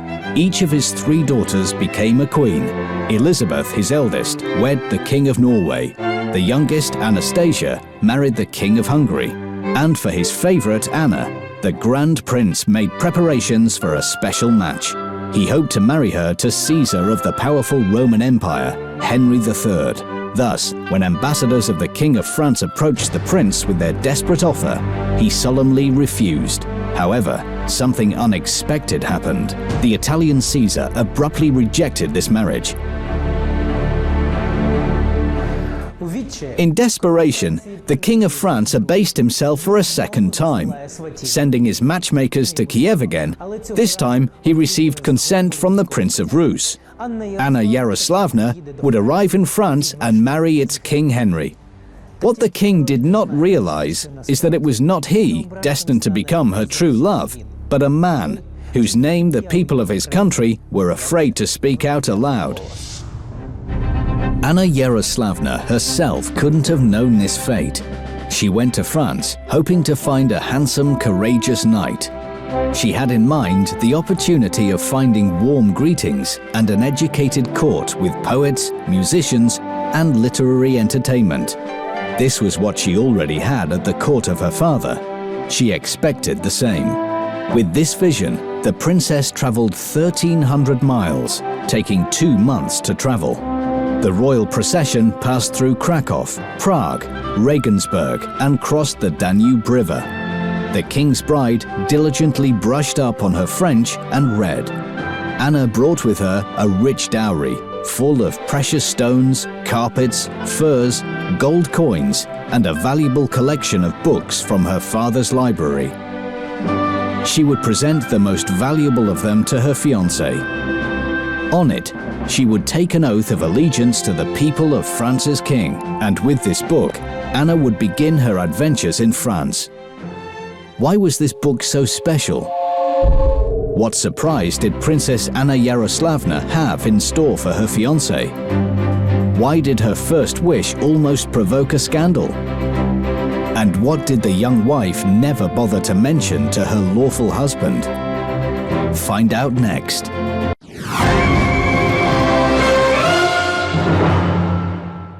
The meeting was set in the old French town of Reims. In the distance, Anna watched as the royal entourage approached. To the front rode a well-dressed horseman. It was then that this woman from Rus cast fate to the wind, stunning the proper-minded French. Tired after this exhausting road trip, she leapt onto her horse like a man and galloped toward her welcoming party, to her detriment. In our time, Henry would easily be considered a man in his prime, but back in the 11th century, the average lifespan was far less. Therefore, 50-year-old Henry was regarded an old man. He was old and infirm. I think when she saw him, she thought, "Oh Lord, who is this scarecrow in the crown?" Old, silent and sullen, the groom watched silently as Anna arrived. Henry dismounted from his horse and kissed her hand. He did not intend to fall in love with this woman, but as he gazed at Anna's beauty, his heart gave in. Before they met, King Henry deemed it important that Anna's father had strong ties to the Byzantine Empire. Anna's sisters were wives to European kings. This was an influential and wealthy lineage. In fact, it's believed that Princess Anna brought along an abundance of gold. This, of course, held importance to the king. What he didn't expect, however, was that this young woman, who had been meant only to save the crown, would mesmerize him with her loveliness. Chronicles report of Anna's unusual contemporary-style behavior: independent, assertive, self-reliant. At her arrival, they describe a king immediately stricken with love. The bride and groom entered the Cathedral of Rheims of St. Christ. At the wedding, thousands crowded the streets to catch a glimpse of the foreigner, this unknown woman who would soon become their queen. And upon seeing her, they whispered with adoration, "Beautiful Red Agnes."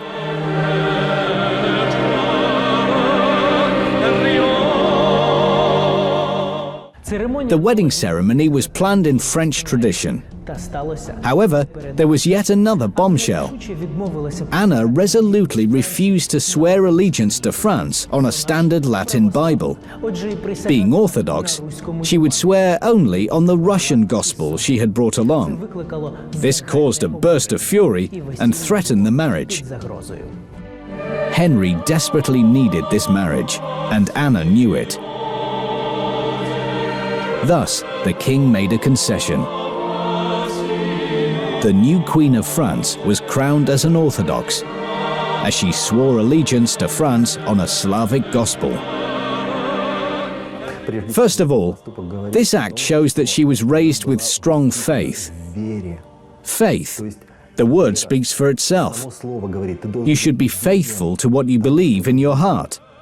Be true to your principles. And this reflected in her as it would in any Christian. This would be Yaroslavna's first victory in her foreign country.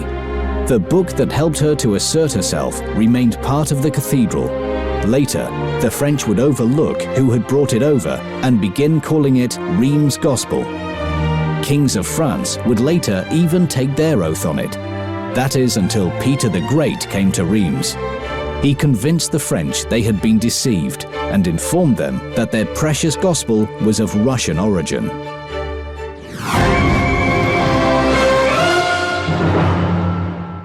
At the wedding, Anna swore allegiance to France. But once arriving in Paris, she became horrified by her observations. Yaroslav the Wise received a letter from his daughter shortly afterwards, as Anna complained to her father, "To what a barbarous country have you sent me? Houses are grim, churches are ugly, and customs are horrid." What could have startled Queen Anna this much? Anna was shocked by her husband. During the wedding ceremony, under her signature, the king placed only a simple cross. On her journey to France, clever Anna had carried with her dozens of books to present to her husband. It turned out, however, that he could neither read nor write. And it wasn't just the king. None of the court knew how to either. This highly intellectual woman, raised in Kyiv Rus, was aghast at the sight of a formal French list of chivalrous virtues, which spelled out the expected skills in horsemanship, swimming, sword fighting, spear throwing, hunting, and playing chess. According to this inventory, not a single one of these necessities entailed the knight's ability to read or write. Educated men at this time were found only among the clergy, and in those days in France, it was not typical for any woman to be educated. Anna's second shocking discovery at the court: the French do not wash. There were no baths, simply bowls for people to wash their hands and faces. Water was disliked, even feared, because it was believed to be the source of various diseases. Paris was a small town, seriously dirty, with no sewage system. Sewage in those days was poured directly into the streets, a place not even suitable for wild dogs. We tend to believe Kiev was more sanitary, since the remains of a Kiev water system have been discovered. Perhaps it was not a whole lot more sanitary, but it was cleaner.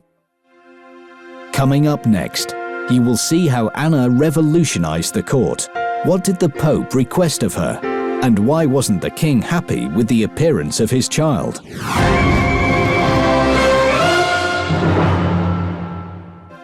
During this period, Rus had baths. People were habitually clean. So Anna's first undertaking at the court, giving the French people Russian-style baths. Then, little by little, by personal example, she led France into a habit of washing. First the ladies of the court, then their husbands. Since she was fearful of her husband and would generally avoid him, it took a bit more time with him. But eventually, she would convince the king to bathe.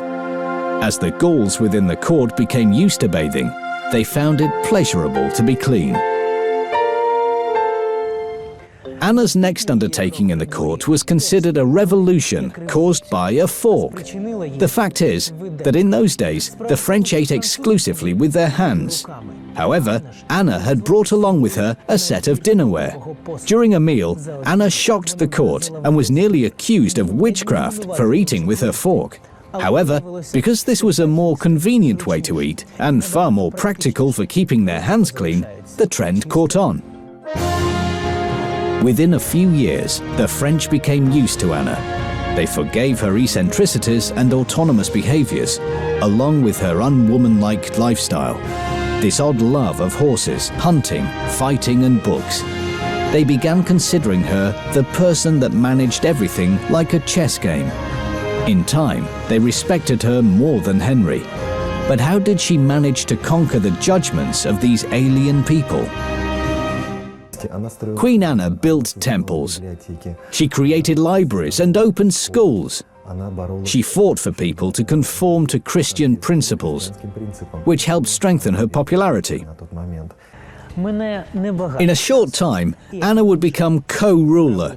Her signature appeared on many state documents. On several orders, Henry even postscripted, "by consent of my wife," or "in the presence of Queen Anna." Why then did they begin consulting with the king's wife on the most important issues? A pragmatic yet busy man, Henry had been made nervous about his queen's strong actions and personality. At the beginning, he had expected little from his marriage, merely hoping to reassure his subjects with the birth of a son, and if necessary, to ask for military support from Yaroslav the Wise. But the unexpected cultural revolution initiated by this new woman to his country stunned him.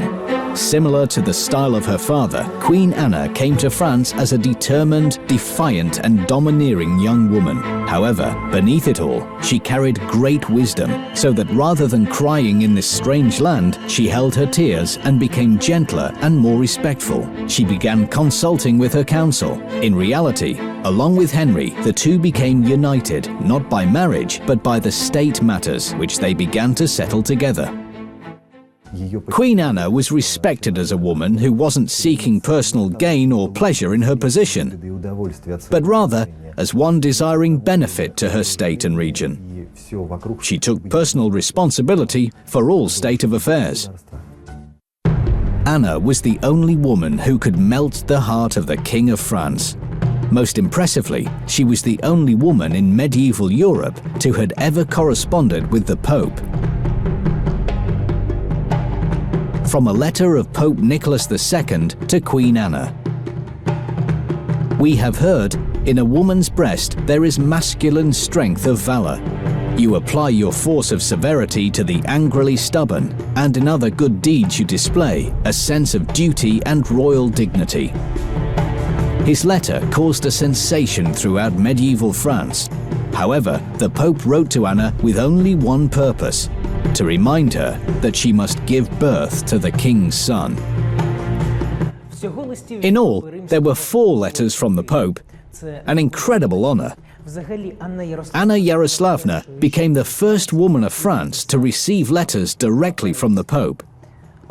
In the first 3 letters, he would offer hints, praise, and teachings. However, his 4th letter would forever undo the life of this queen.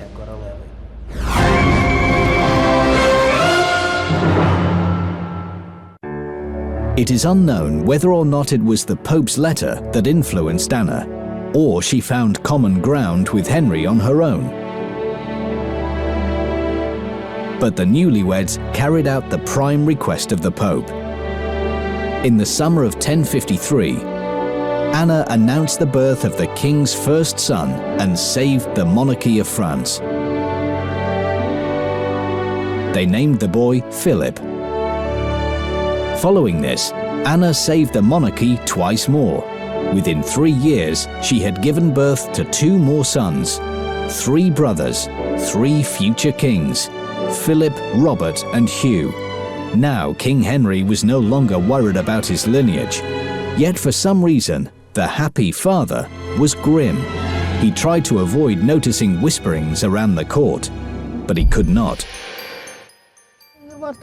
We shouldn't think of the Middle Ages as faithful times, with everyone abiding by the rules.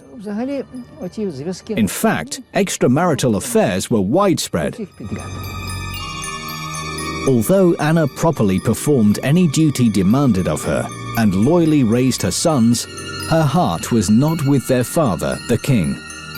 The young queen was far more attracted to his enemy, an accomplished knight, but a rude and overbearing man. The court called this man the Devil. This villain was the Count Raoul de Valois. She became aware of the vain nobleman on her arrival in France. At her first sight of him, he just stood glaring at her. On their second meeting, he offered a courteous bow. At the third meeting, the queen fell in love. This man was different as day and night from Henry, courageous and purposeful. He reminded her of her father, Yaroslav. What the true identity of this nobleman was, Anna learned much later, and when she did, it frightened her. He was Henry's bitter enemy, a man who, because of his disrespect for the church, was titled Devil. But Anna was now hooked on the man and could do nothing about it. The pair were seen together talking. However, the look on Raoul's face gave away his true feelings. He loved this woman, although she destroyed his dream of deposing the king for the throne himself. A woman's role in those times was to elevate a man and support his every move. Although Valois' character was oppressive, domineering and stubborn, when he was by Anna's side, it was she who transformed this man's personality. He became a gentler, kinder person. Henry discovered the extramarital relationship. He'd lie awake at night. He tried as her partner to keep Anna beside him. He drew her into all his state affairs. However, her attention remained elsewhere. Anna had become a curse for both of these men. As we can judge by his life, Henry was not a chivalrous man, nor was he strict and quick-tempered. The Devil was much the opposite. More the man's man, a knight, clad in armor and feathered helmet. Thus it was easy for this young and inexperienced girl to fall in love, despite her intelligence and noble status. This situation created an interweaving of relationships, with Henry watching his wife like a hawk, and Raoul attempting to persuade her away. Anna decided that although in love with Valois, she would nonetheless remain faithful to her husband. Girls of those times were typically taught from birth loyal devotion to their husbands, no matter what. Therefore, Anna, a devoted Christian, chose to remain faithful to her marriage. The love triangle blazed on for 10 long years.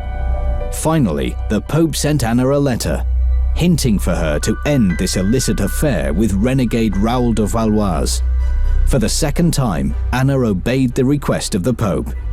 She abruptly ended her affair with Raoul, forbidding herself even to think about him. This enraged the Count, and so he married just as revenge to the Queen. In 2 years, however, he would come to regret it. Coming up, why did King Henry suddenly crown his 7-year-old son? Why would the lawful wife of Raoul de Valois leave him? And how did Queen Anna become the first female ruler in the history of France?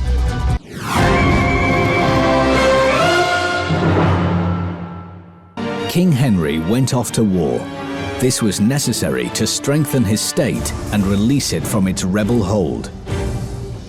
The predicament was Henry's feudal opposition, barons headed by none other than Raoul de Valois. This enemy wanted to dethrone the sitting king and replace him with someone of their own people. Likely, it would be Raoul. The king defended his crown once again. With Henry far away at war, Anna raised her sons and ruled the state on her own. Misfortune befell her, however. Her father in Kiev, Prince Yaroslav, passed away. Anna wished to return home. However, her middle son, Robert, became unexpectedly stricken with illness and suddenly died. As Anna mourned for her father and son, Rus itself became entrenched in war. The throne did not descend to her bloodline. Later, her husband returned from war and ordered a great feast. Without warning, the King of France gave a royal order to crown his eldest son, Philip. The boy was only 7. Why did Henry need such a hasty coronation? What was Henry so afraid of?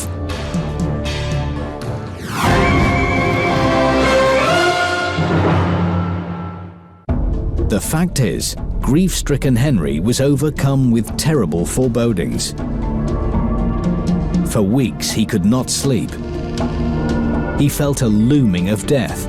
With his wife Anna only 27, who would care for her if he was suddenly absent? What man would ultimately take over his reign? Deducing that this man could very well be his archenemy, her lover, he felt tortured with jealousy.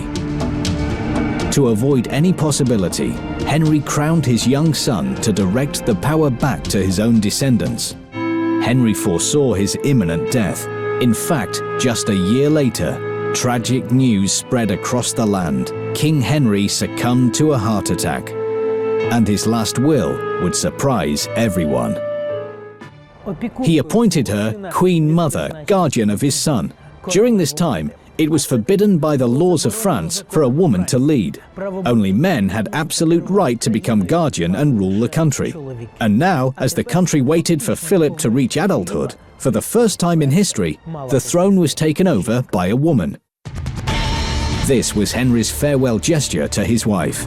He gifted her absolute rule over his dominion. The whole country was in her hands. As sovereign, Anna could have changed the course of European history by leveraging her authority to unite France. Her chance to introduce the orthodoxy fully into French culture and make Kyiv Rus her ally. However, she did none of this. On the contrary, she temporarily abandoned her power completely. She knew she could potentially lose everything, the throne and her children's rights to the throne. A possible plot or coup could seize all of her power. To protect her children and herself, the Queen resettled in the royal estate of Senlis. There, at her own expense, she began building the Orthodox monastery of St. Vincent. Records reveal that she did this to atone for her sin against her deceased husband and to calm a passion that still lived within. She ruled France remotely, signing agreements and giving orders from within her castle walls. A few years later, something unusual happened. The Queen of France suddenly vanished completely.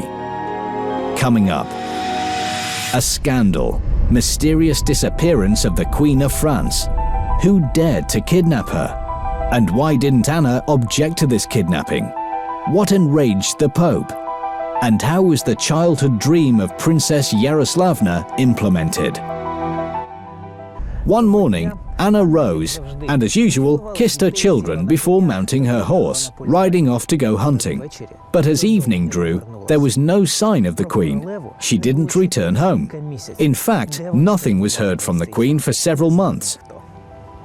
What was discovered was that Raoul in fact kidnapped Queen Anna while she was hunting. Ironically, it was more of an agreement than a kidnapping, since there was no sign of a fight. She was carried off to his castle Krepy.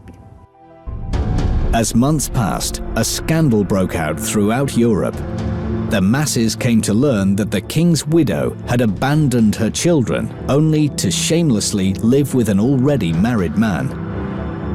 Her chosen one was Raoul de Valois, the anarchist and sworn enemy of the late king.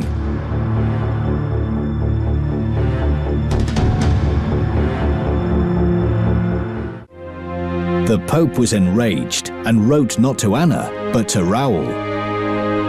In his letter, the Pope called the Count a devil tempter, then excommunicated him, demanding he return the Queen to her rightful place. Raoul de Valois disregarded the Pope's command, only to marry the Queen. In this act of defiance, he had dishonored his previous wife, and for such disregard of religious sacrament, was completely denounced by the Church. The Pope's letter received nothing more than laughter from Raoul.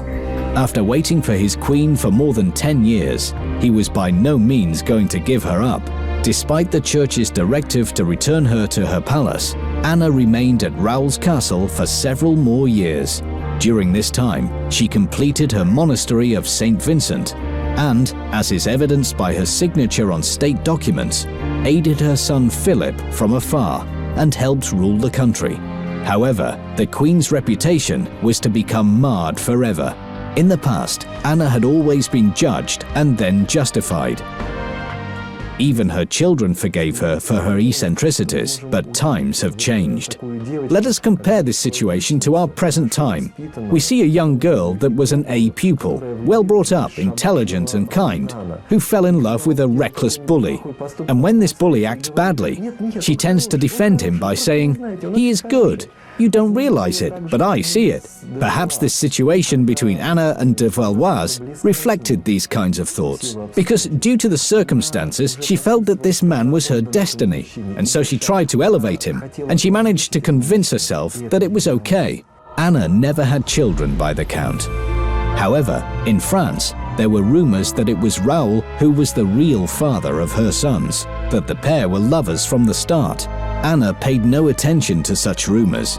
Instead, she traveled everywhere with her young son King, accompanied by her unlawful husband. Who in fact really fathered her children? This mystery the Queen took with her to her grave forever. Coming up, what punishment awaited Anna for her sin? The tragic ending of Red Agnes's life. Also, how Yaroslavna, 1,000 years after her death, saved the St. Sophia Cathedral. Finally, what connects this woman with Joan of Arc and Charles Darwin? In a few minutes, we will discover for the very first time the unknown mysteries of the Queen of France.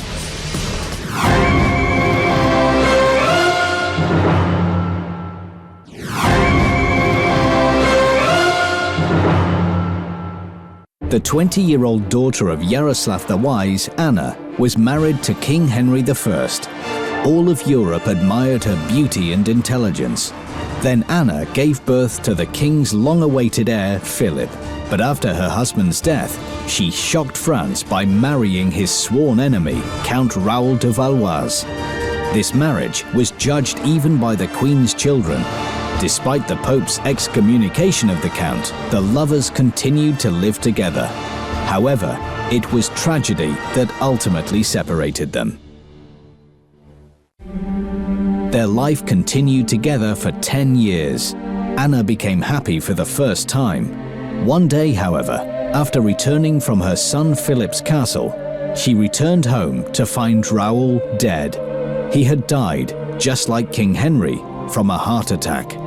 As she stared into the blank eyes of her lover, Anna began to accuse herself for his death. First her husband, now her beloved. Could it have been she who had brought such misfortune? After Raoul's death, Anna was certain she had lost the meaning of life. From the castle of the Count de Valois, Anna returned to her son Philip, but no one expected her there. By that time, the eldest son officially had become king and had chosen his queen. Therefore, he no longer required his mother's advice. Old, lonely, and now abandoned Queen Mother faded silently into the annals of history, no longer placing her signature onto documents, and no longer consulted or asked for her support. Subjects ceased to recall their Red Agnes, and so after 25 years, France once again became a stranger to her. Although she lost interest of state affairs and much of everything, and due to her strength of character, life went on for Anna. And so Anna continued to contribute by helping her children and her king. While living at her estate in Senlis, although she no longer went for her favorite rides, she continued to visit her monastery on a regular basis. The former queen's final wish, one more visit before her death to her native Kiev.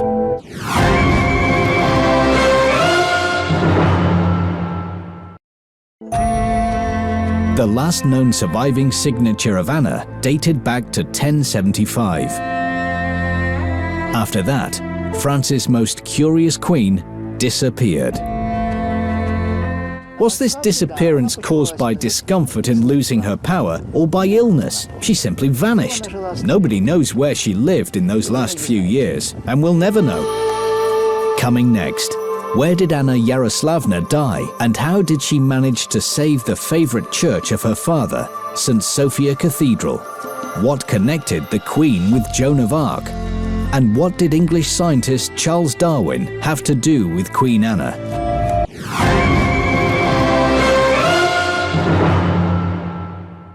Nothing is known for sure of the last period of the life and burial place of Anna. Among the possible places of her burial are Kiev, Paris, Reims, and Senlis. Only one thing is known for sure. After her death, Queen Anna created one more miracle. She helped save the favorite church of her father, St. Sophia Cathedral. During the 1930s, at the site of St. Sophia's Cathedral in Kiev, Stalin ordered architects to build a government square with plans to demolish this cathedral. With all historian objections ignored, the future of the ancient shrine of Kyiv Rus stood under threat. A few years before the planned demolition of the cathedral, the French themselves intervened for its salvation. At the same time, they were already in the process of destroying St. Michael's Cathedral. At this time, all outstanding sites were being destroyed. Our consulate turned to the Soviet government and begged them not to demolish our beloved cathedral, built by the father of our Queen Anna. Thankfully, the communists agreed to leave the shrine unharmed. Otherwise, they would have likely spoiled the tender diplomatic relations with France. A millennium after her death, Anna seems to have helped Kiev, and though no one knows the whereabouts of her grave, the Queen has not truly disappeared. In the middle of the 20th century, English anthropologist Francis Galton made an interesting discovery. He unearthed the ancestry of his uncle and creator of the evolution theory, Charles Darwin. The eminent British scientist was in fact descended from Queen Anna Yaroslavna. He is the grand-grand-grand-grand-grandson, the fifth-generation grandson of her youngest son Hugh. Kiev art critic Natalia Krutenko has explored the genealogy of the Queen of France and created the branches of her family tree. As it turns out, descendants of Anna Yaroslavna led to 11 kings of the Capitan dynasty, 13 of the Valois dynasty, and 7 of the Bourbon dynasty. Her final descendant of one of these branches is King Louis-Philippe of Orléans. He would rule the country until the French Revolution. Another of Anna Yaroslavna's descendants is Charles VII, who was ultimately saved by the actions of Joan of Arc from an imminent death, as she led her king's army into war with England. And for her king, Joan of Arc burned. In the end, Queen Anna managed to change the history of a whole country. She and her children have made France a powerful, developed country. and the French remember this. But in her life, Anna had to choose between power and love. And this woman's heart chose love. Her happiness lasted for only a brief moment. But this moment was worth it.